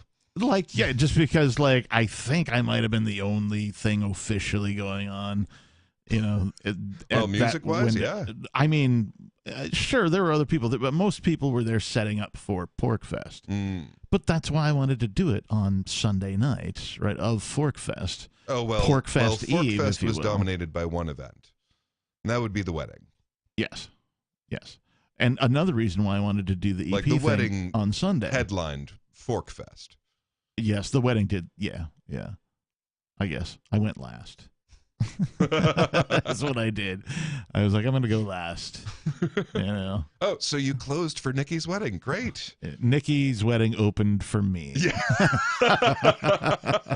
Matt, That's your wedding, between you thanks two. for opening for me. That's just horrible. Nothing but love, guys. Nothing but love.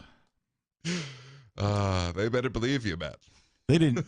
Well, and it was a day late too, right? Like I didn't like their wedding was on Saturday, but I did the Sunday thing, right? And I did that on purpose, right? Because I didn't want to like compete, right?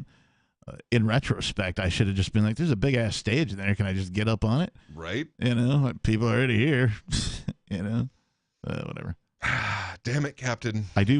Why is hindsight so painfully 2020? I was able to transact with many people, barter, if you will, and was able to move, if you will, sell, if that's the right word. I don't want to use that word. I want to use barter or transact. But I had these little USB cards that I made up. They had the date, or at least Forkfest/Porkfest 2023 exclusive, had the Captain Kick-Ass logo. They came in these little leather envelopes. And it had the 3 songs on it. It has all 3 music videos on it, the lyrics. It's got a couple of promo videos that I just started putting on the social media.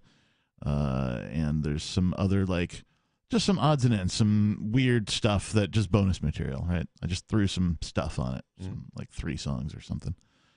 And, yeah, like, gone. I'm like, there is a market for libertarian art, right? There really is. Or anarchist art, voluntarist art, right? If you're an artist, if you're a musician, if you're a painter, if you're I don't care. Pick an art. Whatever it is. You like paper mache? Great. Start making libertarian paper mache and fucking sell it at Porkfest because people will buy that shit. Just because it's libertarian, you know, seems to be. And I can't tell you how much fun I had doing that. And like, I have to thank everybody involved. Vincent on the video, Brian on the footage, and also the promotion. Apparently there's a market day thing that happened, yesterday on Friday, about an hour away from here. And apparently, the EP was played, or at least the videos were played at that event. Now, I wasn't there, but I was told of the event. I'm like, that's fucking awesome. Like, thank you for, you know, advertising for me and playing my stuff for other people, because it's about broadcast, right? I don't get this whole, like, all these musicians are all like tightwads about airplay and like, oh, I got to get my, you know, 1 or 0.001 penny for half a play or whatever. Right. And I'm just like, listen to it, right? Like, just listen to the damn music. I'll make more. You want to throw me some money because you think it's good? Great. Come on over to the website. You know, it's fine. So I don't. Yeah, it's weird, but it's about broadcast to me, right? I'm trying to broadcast. Everything that I do is, a part of me as a person being the captain of myself, and like literally, like some people, in order to leave a legacy, they have children, right? In fact, that's what most people do. I don't have any children, and so I instead make music from time to time. These are my children. These are my creations, right? These are the things I'm attached to in a way that a lot of people would be attached to their children. I've spent thousands of hours with these fucking things, right? Trying to make them just right or whatever, get them as good as I can get them. And these are my children. So, they're to be shared. The difference, though, is that their children can make what your children are. I mean, works of art can live forever. Right. But human beings can create works of art that live forever. Yes. So if you create a human being, well, especially if you do it well, who knows how many works of art you're creating? What I love about the idea of art, particularly digital art, is that it can live forever, right? Or at least as long as there's a human around to understand it. Yeah. Right? But that means like in a generation 2, 3, 4 from now, somebody could be just like, going through some old stuff, some old files of great-great-grandpa that were found in a, time capsule buried under your front porch for 300 years or whatever it is, and open it up and, like, listen to it and be like, wow, and enjoy it, right? And that transcends everything. That's immortality, right? If you create a piece of art, you put a piece of your self-expression out into the world. And, maybe people like it, maybe they don't, but that's what it is. You're giving of yourself to that art to create this thing. And so I really like that idea that it transcends. Yeah. And I think that the cryptocurrency, the blockchain, transcends, right? Mm-hmm. It will outlive us. Oh, yeah. We'll die and it'll still be around. Yeah. Yeah, that's the strange thing about every little movement of Satoshis that I make. It just stays there for God knows how long. Yeah. Like, it literally could be there for billions of years. It is possible that every little wobble of these things that I make is just going to echo for long enough to evolve new forms of life. That's wild, man. That's incredible. And the fact that we can use this to make things fair. And not fair in the sense of even. That never happens. But fair in the sense of, okay, you got what you deserved. That's amazing. Yeah. And the thing is, like, this is the time of rising all boats, right? So, like, yeah, we're getting better and better programs to do all of our dumbest stuff. Rising tide lifts all boats. Exactly. So, okay, with any artistic process, 20% of the artists are making 80% of the good art. So what about the rest of us, right? What about the other 80% of us? We're making shitty art. Average art, right? Okay, so what happens with us? Well, what's happening now is that we get $0 for any of our arts. Yeah. But what could be happening is that you get tiny amounts of money for your work. Yeah. But you could be getting tiny amounts from a whole lot of people, which becomes sort of less tiny amounts. Now, you could be getting tiny amounts from a whole lot of people in a currency that increases in value. Yeah. And then all of a sudden, all of the people's, little wandery doodles start becoming valuable, so much so that they can support their existence. Which is a good timing for having a thing that's doing all the, like, relatively predictable stuff.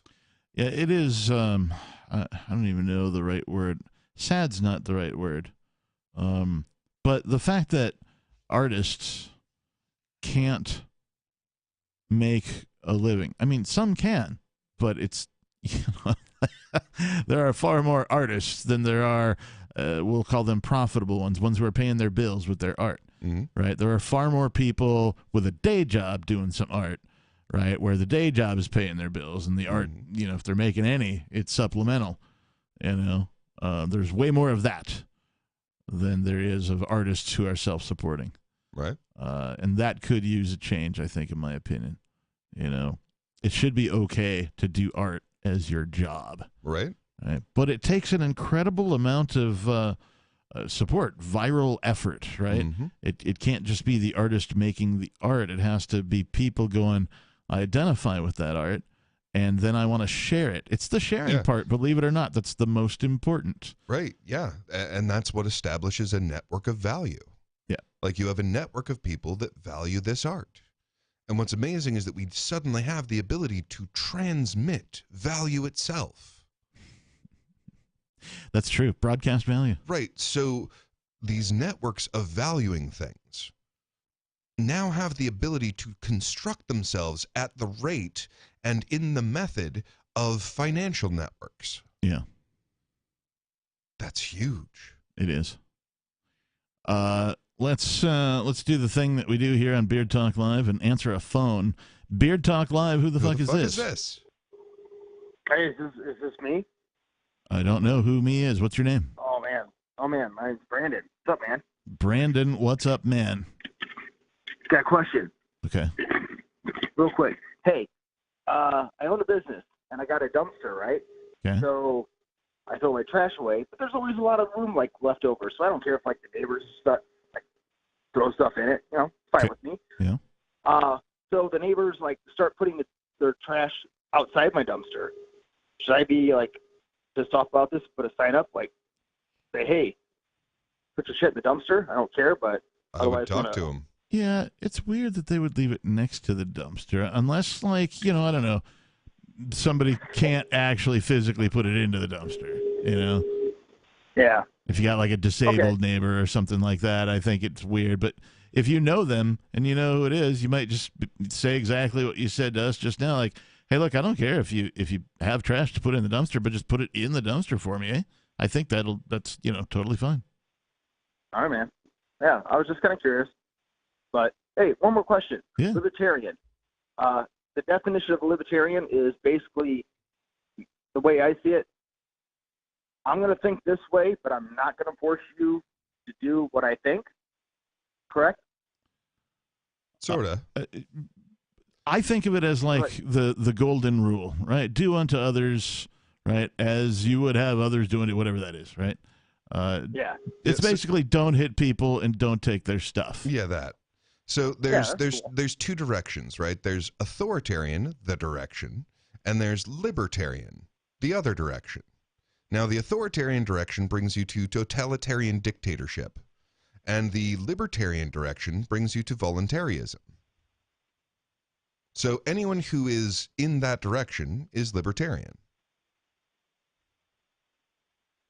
Yeah, so I can think one way, but not make you do what I think. Exactly. Right. Yeah. Correct? It's always wrong to force other people to your preference. It's fine for you to have a preference, but when you start forcing your preference on other people, it's always wrong. All right, man. That's badass. Thank you. Anything else? Oh, there's a lot of things, but I'm good for right now, man. Hey, thanks for calling, man. We appreciate you. That was Brandon, everybody. He's called before.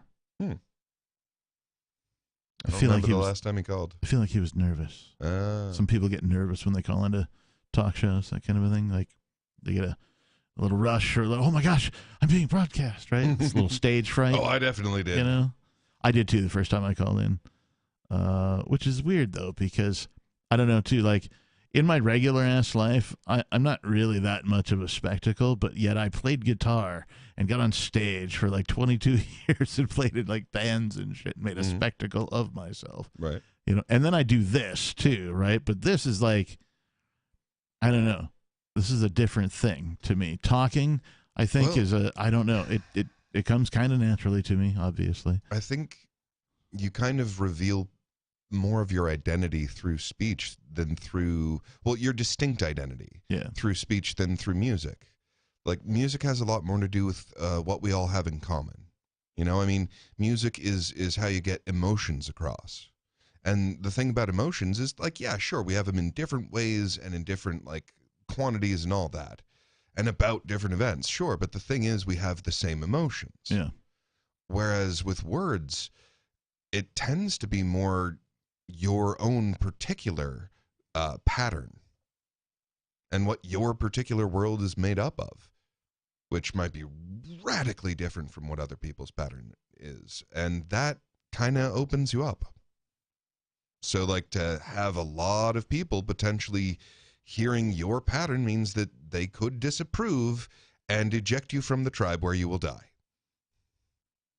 Like on the deepest level, that's what it is. I don't want to be ejected from the tribe. Exactly. I mean, how am I supposed to feed myself in the desert?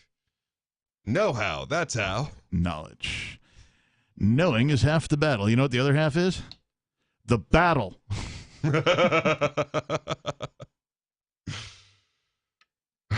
So, yeah. The actual fighting. That's the other half of the battle.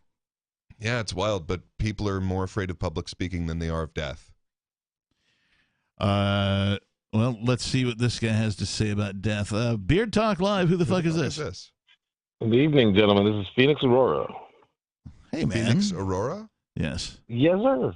Yes. How are you, gentlemen? I am fine. We weren't expecting your call tonight, but we're glad to have you, of course. Well, you know, there was a couple of callers in earlier on that it's been kind of gnawing at the back of my brain. The Scooter gentleman from earlier. Scooby, Skeeter. Skeeter, Scooby Snack. Skyler. Scooby Snack. Brad, Butch. Brian, Butch, whatever the fuck his name is. There's a topic of the concept that I really wish, I hope he's still listening, that I think would go a long way for him understanding. I'm sure you guys are familiar with the concept of, you know, the means don't justify the ends. The means or the memes? Well, the memes always justify everything. All right. The memes don't justify.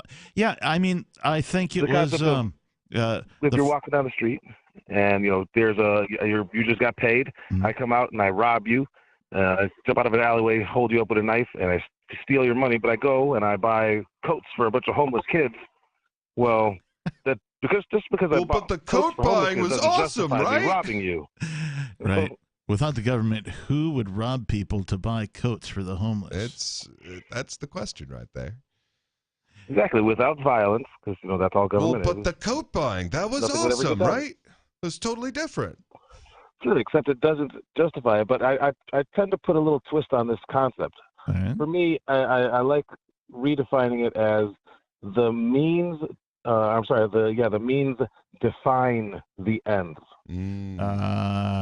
That's true. No, that is true. That's why I look at the entire organization type known as government as corrupt. The entire institution is corrupt. From top to bottom, it cannot ever actually do good. It might benefit some people over here and over there from time to time, but it's always going to be at the cost of having been stolen from some other people for them to get that benefit. And that in and of itself is immoral, and that makes the entire institution evil. So in practical terms, I kind of look at it like a bowl of cereal and a bowl of shit. Now, it might not be an entire bowl of shit, but if there's shit in my cereal, I am not going to eat it.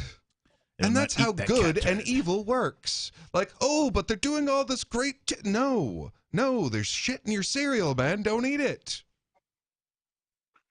It seems like, you know, throughout the education system, as we all know, you know, you get conditioned to make these bullshit justifications for the crap that we, you know, that our own biases, you know, try to suck out of the world.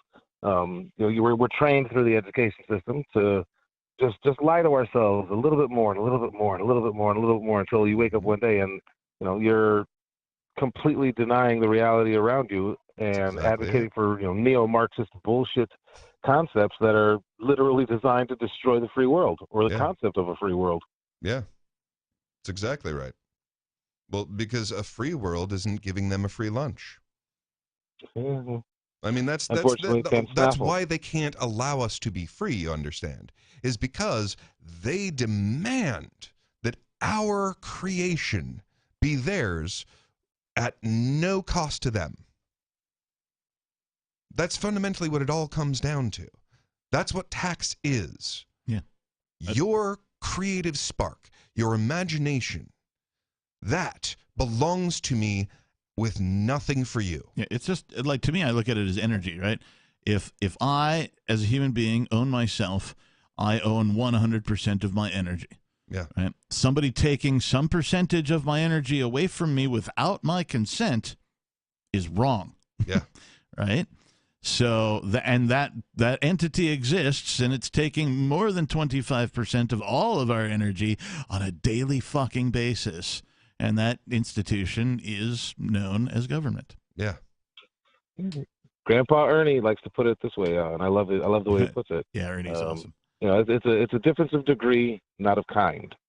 You know, during chattel slavery, the owners of people would take 100% of the product of your labor. Mm-hmm. Now, and then they would provide you with meager clothing and housing and so forth. And nowadays, you have to provide your own meager clothing and housing and stuff. And then, but now that's just taking 30, 40, 50, 60%, upwards to 90% sometimes in some situations. But it's still the same thing. Yeah. Just cloaked in euphemism and you know, it's oh wait, what was it? The Harmon said it sounds like slavery, just with extra steps. Yeah. No shit, people. Amen. Yeah. It's just slavery with extra steps. And it's real simple. Like the being in a trap isn't actually itself slavery. It's the I'm working and I don't fucking want to. Like that's it. That's the whole thing. I am giving this piece of myself and I don't want to. Yeah, or I mean, I don't know, like when I'm working, whether it's like as an employee or like a contractor or a consultant or whatever, when I'm working, I like to give my full effort to the thing, the project, whatever it is I'm working on. I like to give my full effort. What pisses me off is when some other motherfuckers come and try and take part of my profit away from me without having contributed in any way, without having had any agreement in advance, without having my consent to do so. It's just gone. Yeah.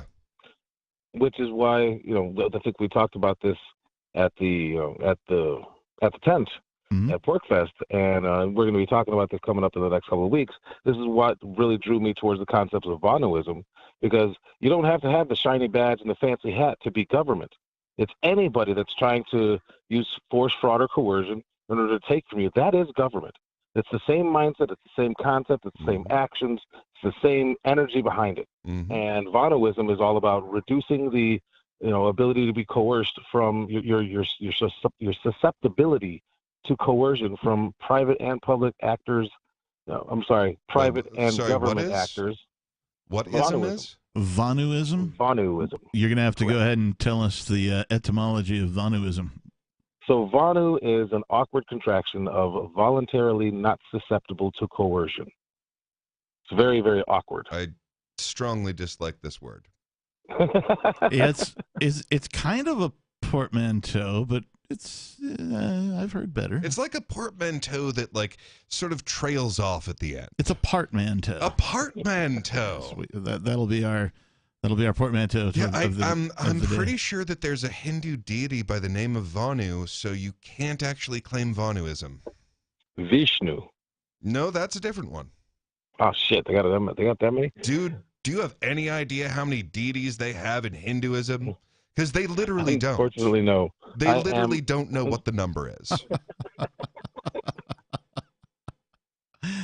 So what was it again? Voluntarily not susceptible to coercion. Voluntary, not susceptible to coercion. And voluntarily sounds like voluntary invincibility. It's all about taking radical lifestyle changes to reduce your susceptibility to coercion. Yes. Whether that means going van life, giving up social security numbers. No, it's really it's ungovernability. Yeah. Life in the agora, right? Exactly. Can you like the term is called the second realm.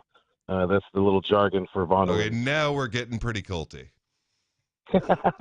Start introducing a weird new metaphysics, man. I'm a little concerned. So you've got your first realm, your normie society, where with all the people that suffer from cognitive bias and controlled schizophrenia, And then you've got the individuals who try to operate in the agora, in the second realm, in real space and physical space and time, to actually. Okay, so first off, let's get this shit straight. The agora came first. Like the free world precedes the enslaved world. Let's get that shit straight. The individual who created the concepts of Voodooism, Thomas Marshall. Yeah, I don't care about him. Actually, is a contemporary of Konkin, who is the one that originated the concepts of agorism as well. And what I care about is the agorism, not the Konkin. Which term came? Well, sure, the existence of the agora existed forever. It's just voluntary interactions. I'm saying that the origination of the definition of the terms. The guy wrote them down.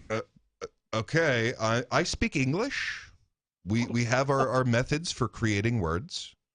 So if I can find an easier word to give you the concept than some wacky one someone created, like ungovernable, then I'm going to use that.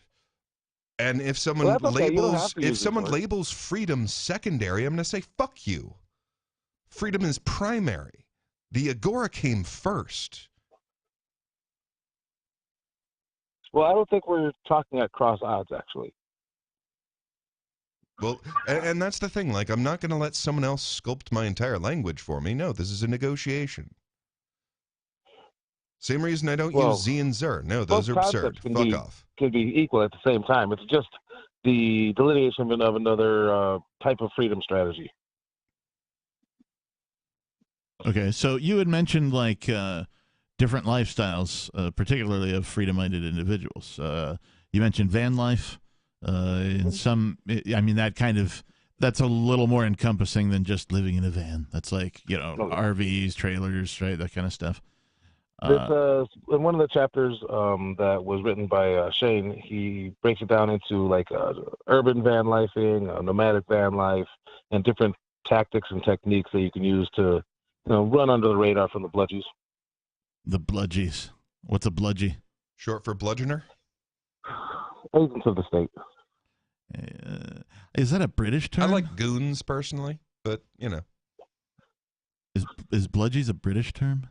It sounds awful British. So it definitely sounds very British. Sounds awfully British. Watch out for the bludgies. That should be a British punk band. Awfully British. That's what it should be. Thanks for coming out with the bludgies. Well, the Bobbies used to run around and bludgeon people, so it would make sense. It's true. Yeah, that's true. That's true. All right, so one of the concepts that is developed for this is learning how to gauge your mean time to harassment. So how much time can you spend in one area without suffering the wrath of the bludgies, and what level of industry can you create there? In that time, or like assuming you can come back from time to time as well, right? Right. That's a big one. And some of the concepts that they utilize are like legal interstices. So having a passport or an ID doesn't make you a statist. These are tools and methods to reduce the ability for individuals to use coercion against. Being the victim of a mugging doesn't make you pro-mugging. Right. Yeah, definitely. Yeah. Like, no, they put a gun to my head. And of course, said, if you don't get this and you try and move your property in this space, I will shoot you, or I will kidnap you, or maybe I'll be nice to you and steal your money. Yeah. So, yeah, no, it doesn't make you a statist to get this thing that they're threatening you for not getting. Well, exactly. And I totally understand the idea of making yourself small, when it comes to suffering the wrath of the state, right? And small is not even the right word. To making yourself more less of a target and more fluid. The gray man, gray man concept. Yeah, exactly, the gray man concept. Can you explain the gray man concept? Because I've heard of it, but I can't define it. So as I first understood it, when I first was like waking up to liberty, it was like a concept that was really pushed by militias and that type of thing, and it's the idea of blending into the average group and being like a normie and being someone that doesn't stand out, not being the guy that stands there with his arms crossed as everybody else is zig heiling. You zig heil, you engage in the 2 minutes of hate, and you kind of stay under the radar. But in the background, you're taking these radical actions that are undermining the state's authority and power, and trying to free more minds.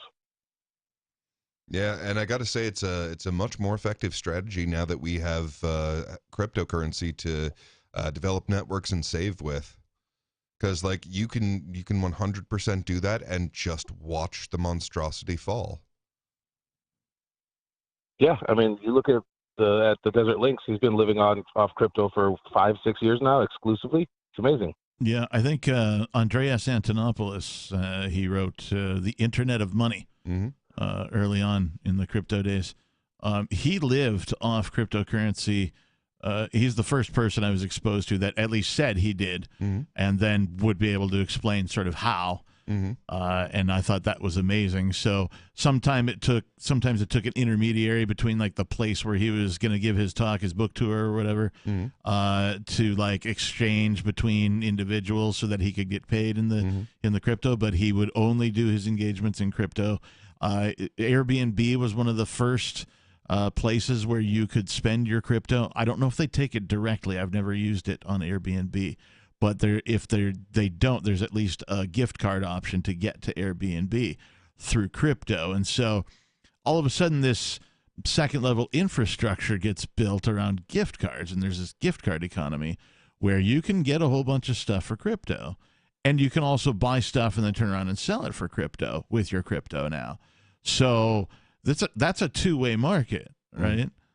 The benefits are just insane. And then the third layer comes in with Bitwage and all these other payment processing companies that are trying to forgot about Bitwage. You utilize your crypto, and that way you can spend it every single day in the the normie society, in the first realm, in the white market. What's Bitwage? Bitwage is let's say I get a corporate job, right? I'm doing some answering the phones, customer service bullshit, and they're sending me a paycheck. I'm on a W-2 or W-9, whatever the fucking tax form is. Right. They're taking money out of my check, but I'm getting paid. I got to have my money direct deposited somewhere, right, according to corporate policy. So I can sign up for a Bitwage account, and what they will do is provide you with a bank account routing number and account number.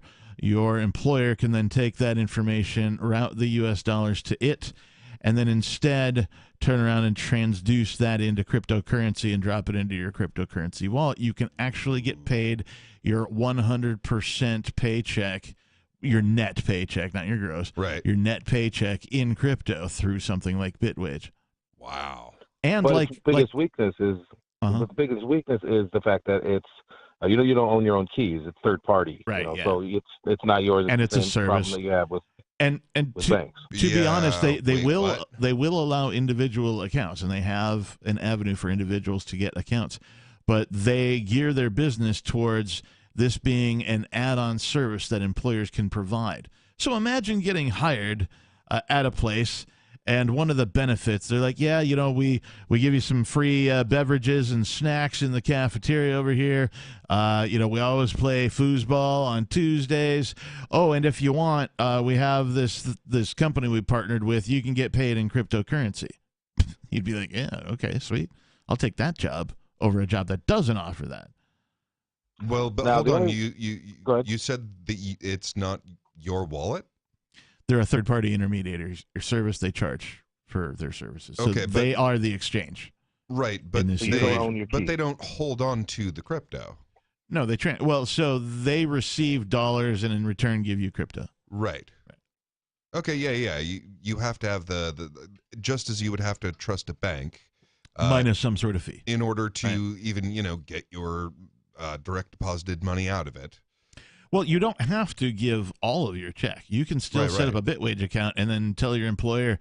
You can do splits now if your employer has online payroll, which most of them do now. And so you have splits where you can go, hey, every time I get a paycheck, I want X amount to go to this account, and I want the rest to go to that account, right? And so you just split. You can dollar cost averaging automatically using Bitwage. Right? So you can just say, hey, every time I get paid, take $50, put it into crypto. You send it to Bitwage. Bitwage takes it and sends you crypto into your wallet. Yep. Every payday. Yeah, I know. And then while transaction fees are low, you put that into a tumbler, put that into your hard wallet, and there you go. Nice. Yeah, what I would do with that one, so I'd have just, whatever percentage I can, save with, sent into crypto during like this period in the 4-year cycle and the next one, like up until the halvening and then after that. Yeah. And then I would have them stop when it started super climbing. Right, because the halvening, at least for BTC, is supposed to be 2024, right? Late 2025, early 2020. Oh, the halvening? Yeah. Sorry, yes. The halvening is the next one. Is it March or April? Yeah, anyway, it's spring. I'll know around then of 2025, I think. No, Or I think no, it's of 2024. I'm pretty sure it's 2024. Yeah, sorry. Yeah, 2024 April, I think. 420? Could be. Anyway, so up until then, gosh. and for a while after, I would do the dollar cost averaging is what it is. Hey, I think we lost our caller. Yeah. Oh, no, I'm still here. Oh, Okay. Oh, weird.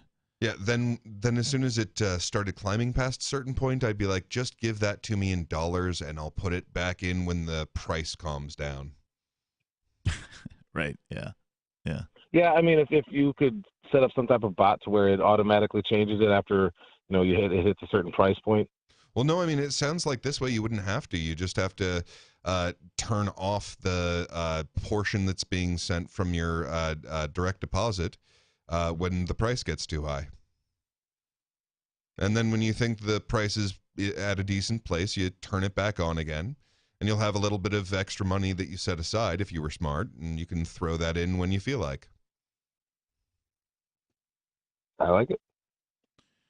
But I think I've applied for one of the Bitwage cards, but the company that I'm working with doesn't use them yet, unfortunately. So it's not something that you can be like, hey, do this for me. And they're like, oh yeah, sure. You got to start selling them on it. Yeah. Yeah. So something I wanted to bring up on the show actually is that Aaron Day was talking about how get your money off the exchange. Yeah. So something that I kind of thought would be sort of helpful is if people thought of it, just think of it like any other money, guys. Okay, when you are in the airport, right? And you're like, okay, I've landed in Mexico. I need me some pesos. Or I'm off to Mexico and I need me some pesos. Yeah, yeah. Now, do you just leave your money there? And be like, I'll get those pesos from you later? Right. You don't. Yeah. No. You get your pesos and you leave. So when you don't do that, it's a casino. That's the thing. It's a chance-taking thing. Now, you could get profit, you could get loss, but it's a casino at that point. Yeah, so the problem, I think, is that these exchanges, of course, modeled themselves, their UIs, after what already existed for, banking apps, right? They just took banking apps and were like, how do we make this work for us, right? Yeah. It was essentially the first wallets, right, when the mobile wallets came out, when it wasn't just a website that you went to and logged into. My first one was blockchain.com.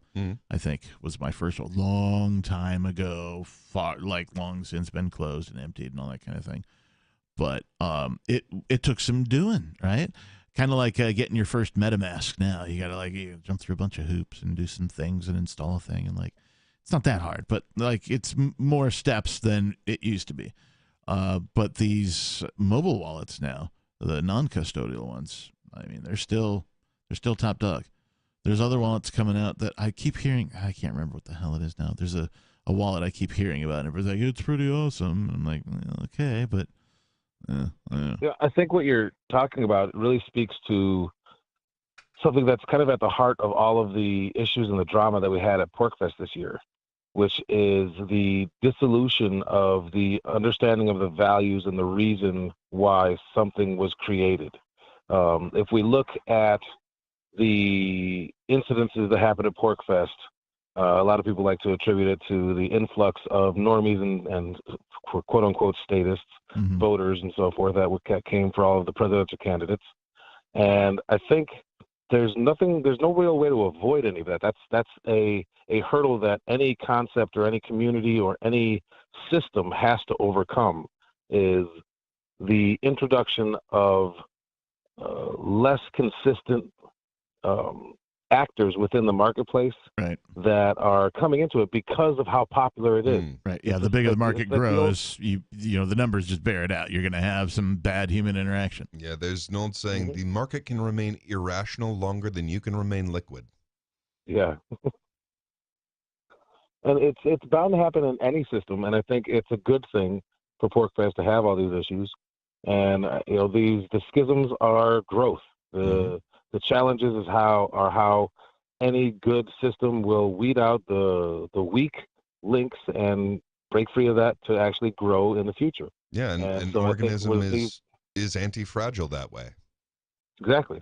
What I really like, I guess, about the community at large, right? All of the participants at PorcFest and ForkFest and SporkFest are all willing to be questioned, right? Like nobody's, don't question me, right? And I haven't heard that from anyone, right? Everybody is free to act and choose and say the things that they want to say, and they all seem open to being questioned by the rest of the community. That's the positive that I see, because that means the community can only grow. Whether that means grow in like number of people attending PorcFest, I don't think that's physically possible. Like, yes, more people can go and fit on that particular piece of land, but there's going to be no toilets and no showers, right? If any more people, you know, we're already maxed out, right? I think 3,000 tickets is too fucking many. Well, a lot of that's just. Well, it sounds like an issue where the market will provide. If there is going to be 6,000 people there, there's going to be opportunity for different infrastructure and different opportunities for people to create value within that system. I agree. Be able, you know, and people just have to take advantage of it. But really. the problem is that there is a landowner involved in that equation. And so, you know, a bunch of people can just go up to him and like start chucking money at him. But does that mean he's going to make the changes that are necessary to allow, you know what I mean? There's a third party negotiation there. And I don't know anything about any of that. Apparently there are some people who have been thinking about trying to buy it or something along those lines. I don't really know the details about any of that. But I think you're right. That is an opportunity for the right people and the right agreement. It's just a matter of getting the correct people together to negotiate that. Yeah, you're right. The market will provide, but it's a question of when. Yeah. So like right now we're going through some really wacky volatility in terms of the entire monetary and economic system. So at the moment, the market's going to take a second to catch up with itself. Now, here in a minute, couple years actually. Here in a couple years, you're going to see enormous shifts in where productivity occurs. Yeah. So one of those shifts that I do expect, and I could be wrong, but I do expect, is that this will be managed in such a way that the infrastructure can be expanded and thus can actually grow as an organism. Yeah. That's what I expect to happen. I could be wrong. Yeah. Yeah, we'll see. Time will tell. You know, hopefully people get together voluntarily and, you know, hash things out and see where we can go. Phoenix, thank you so much for calling, man. Give us a call again. Thanks for calling. Peace. Let's go over here. Beard Talk Live. Who the fuck is this? Hello? Nobody, apparently. And not that nobody either. What just happened? I think we've been butt dialed, Captain. Yeah, there was another call. Not really sure what happened. Maybe they'll call back. 603-283-6160. That's why I ended the call, because this guy was holding for a long time and then hung up. So we'll see if they call. Beard Talk Live. Who the fuck is this? This is Tony. Hey, Tony. Yes. I would like to talk to you about the Dash app. Okay. I hate to switch subjects. No, but that's what we do. I've tried to do the, put my phone number in, and it does nothing for me. Can you help me out on that? In the Dash app? Yeah. You, Captain, you talked about it. You use it. You know what I'm saying? That's why I'm talking to you tonight, because. Well, I'm not exactly Dash tech support either, but So you've downloaded the app, is that right? Yes, sir. All right. And then what happened? And then it says to like create an account, and I put my phone number in, and it sends me like a text. Yeah. And it does nothing. It doesn't send me one. Am I doing something wrong? Because I've got Dash, and I want to use it. I mean, I'm just saying, you guys are great on this stuff. So I just have to ask: Have you turned it off and turned it back on? Yes, I've downloaded it, and then got rid of it. Put it back on. No. Power cycling is an essential question. No, I mean the phone itself. Have you powered the phone down? Yes, sir. Yes, sir. Yes, sir. And then powered it back on? Yes, sir. All right. Do you have another person anywhere near you that also has a cell phone that can send you a text? Yes, and my wife. And I've tried that and will not receive it. All right. So something else is wrong. Your phone isn't, basically you got a busted antenna. Your phone's not sending or receiving anything. Usually, like something like this, power cycling will fix your phone. But since you've already done that, I don't have any further advice for you other than to maybe talk to your phone provider. Or get a new phone. Okay.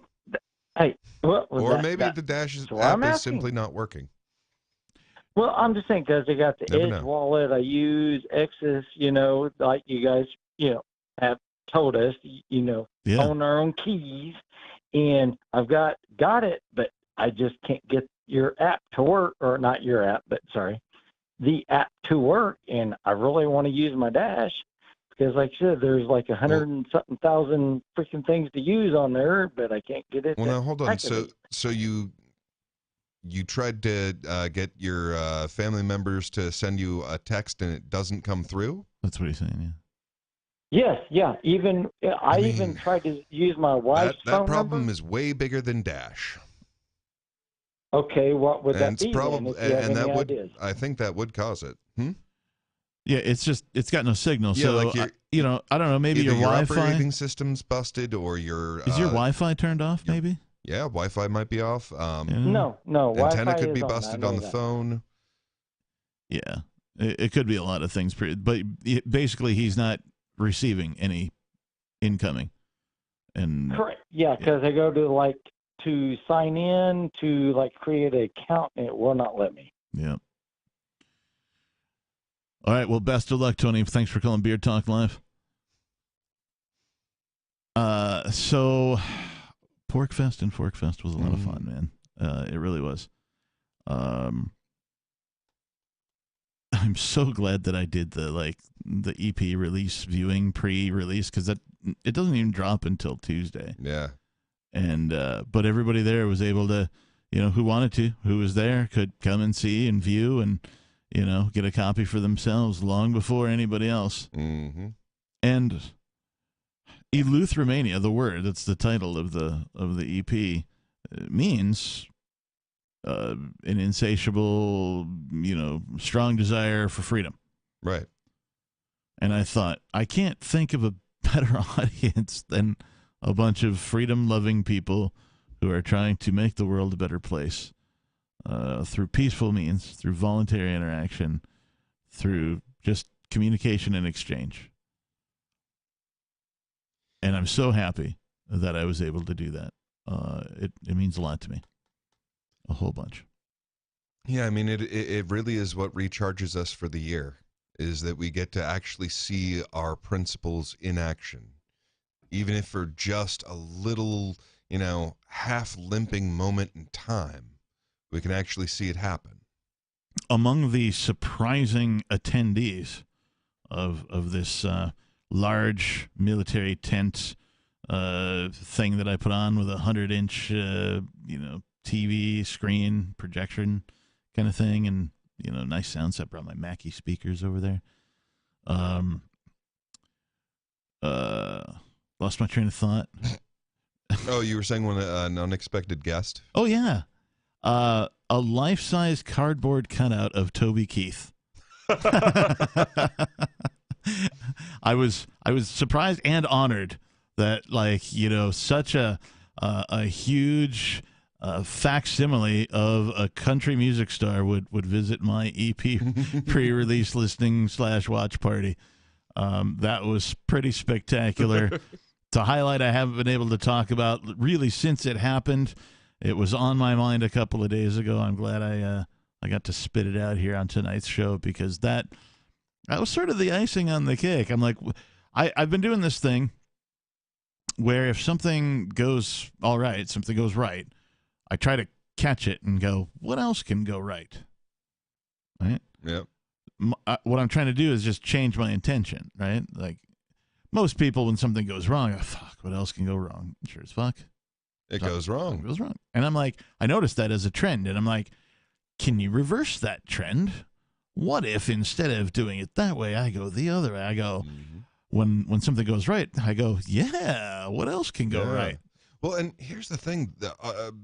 By being these biological entities, we are geared to pay more attention to negative shit. Yeah.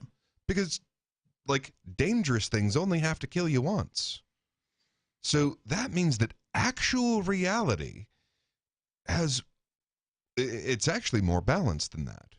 Actual reality, the powers of, like, the opposite of not scary, dangerous shit are actually way more powerful than what we are seeing. Yeah. Like, it's kind of like when you try and look out of a fisheye lens.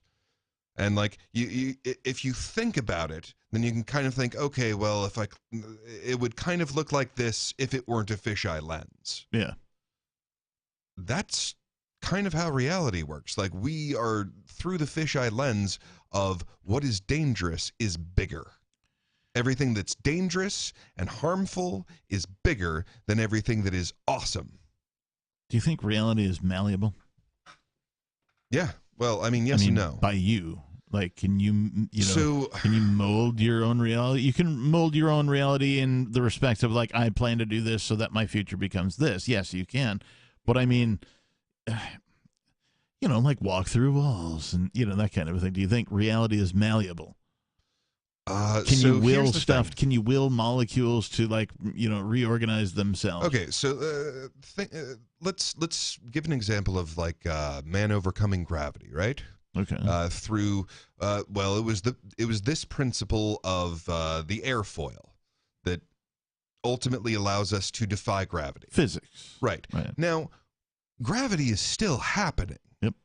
There's no getting around that. It's still occurring. It's just that you used this different law of physics in this particular method to get around the effect of that still present thing. Right. So it's the application of the knowledge. Right. So if one's to walk through walls, then it's going to be something like that.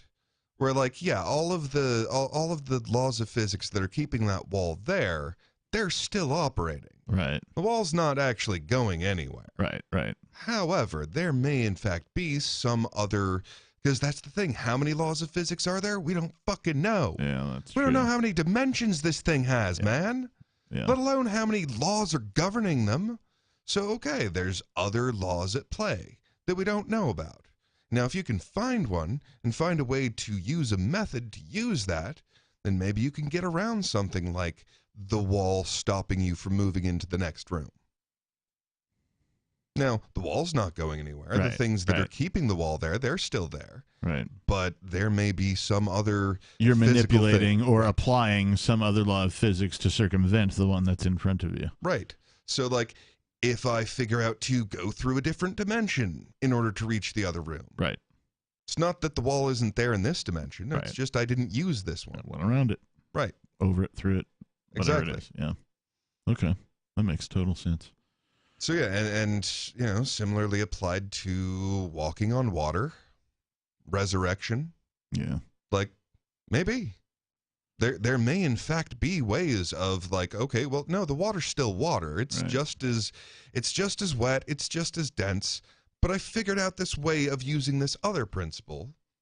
And through this other principle and with this particular method, I was able to walk on top of it. Cardiopulmonary resurrection.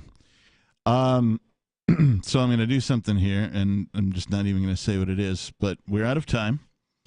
Thank you, Peakless Mountaineer. Thank you, Captain Kickass. It's nice to be back. And goodbye, White. We'll miss you. Indeed. Good call. Thanks to all of our callers, and we'll be back next week. I am, of course, going to take you out, as I like to do, with some music. This has been Beard Talk Live.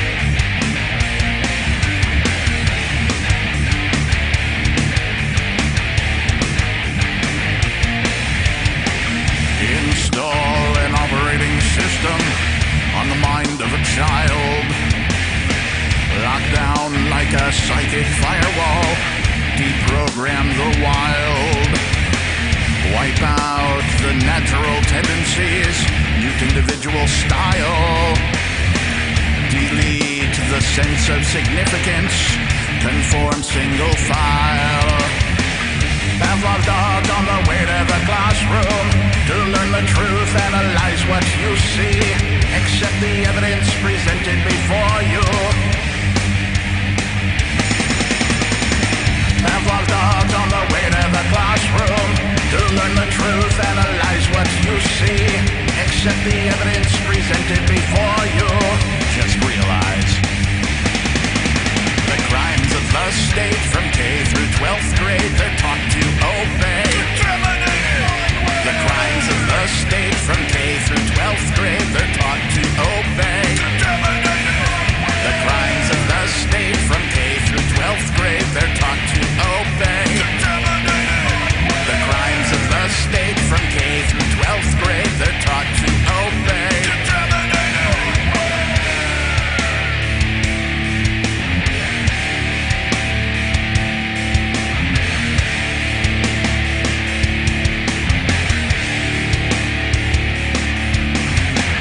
Restrict and condemn thought autonomy, play along to do well. Plugged into the prison environment, emptied of rationale.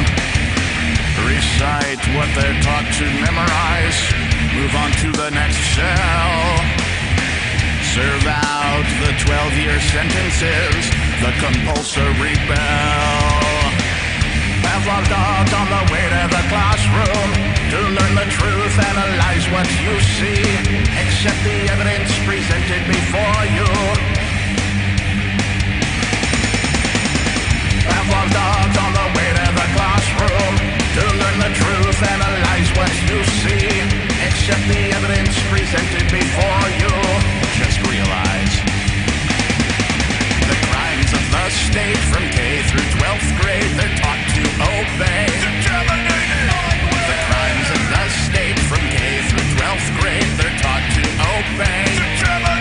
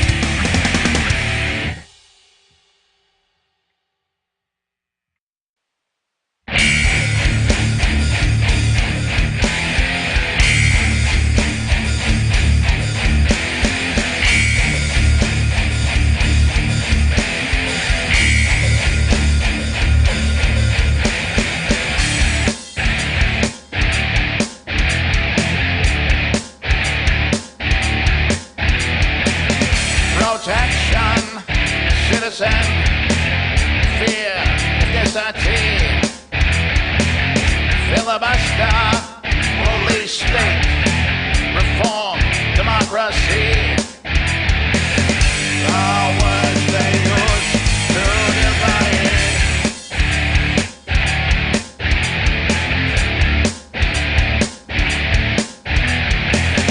Regulates, representative, vote, economy, unlicensed welfare fund, ballot, absentee. The words they use to divide. The words they use to divide.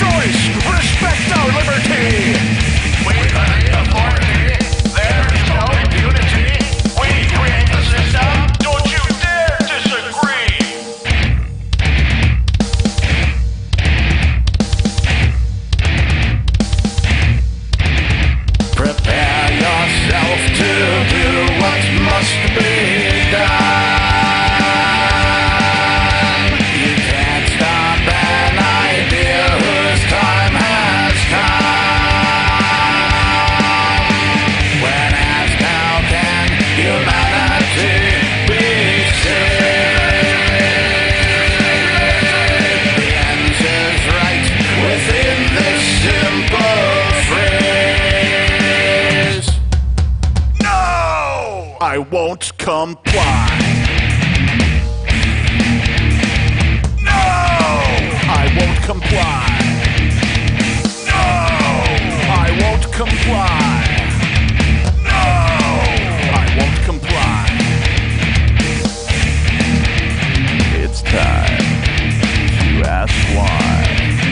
It's time, open your eyes. It's time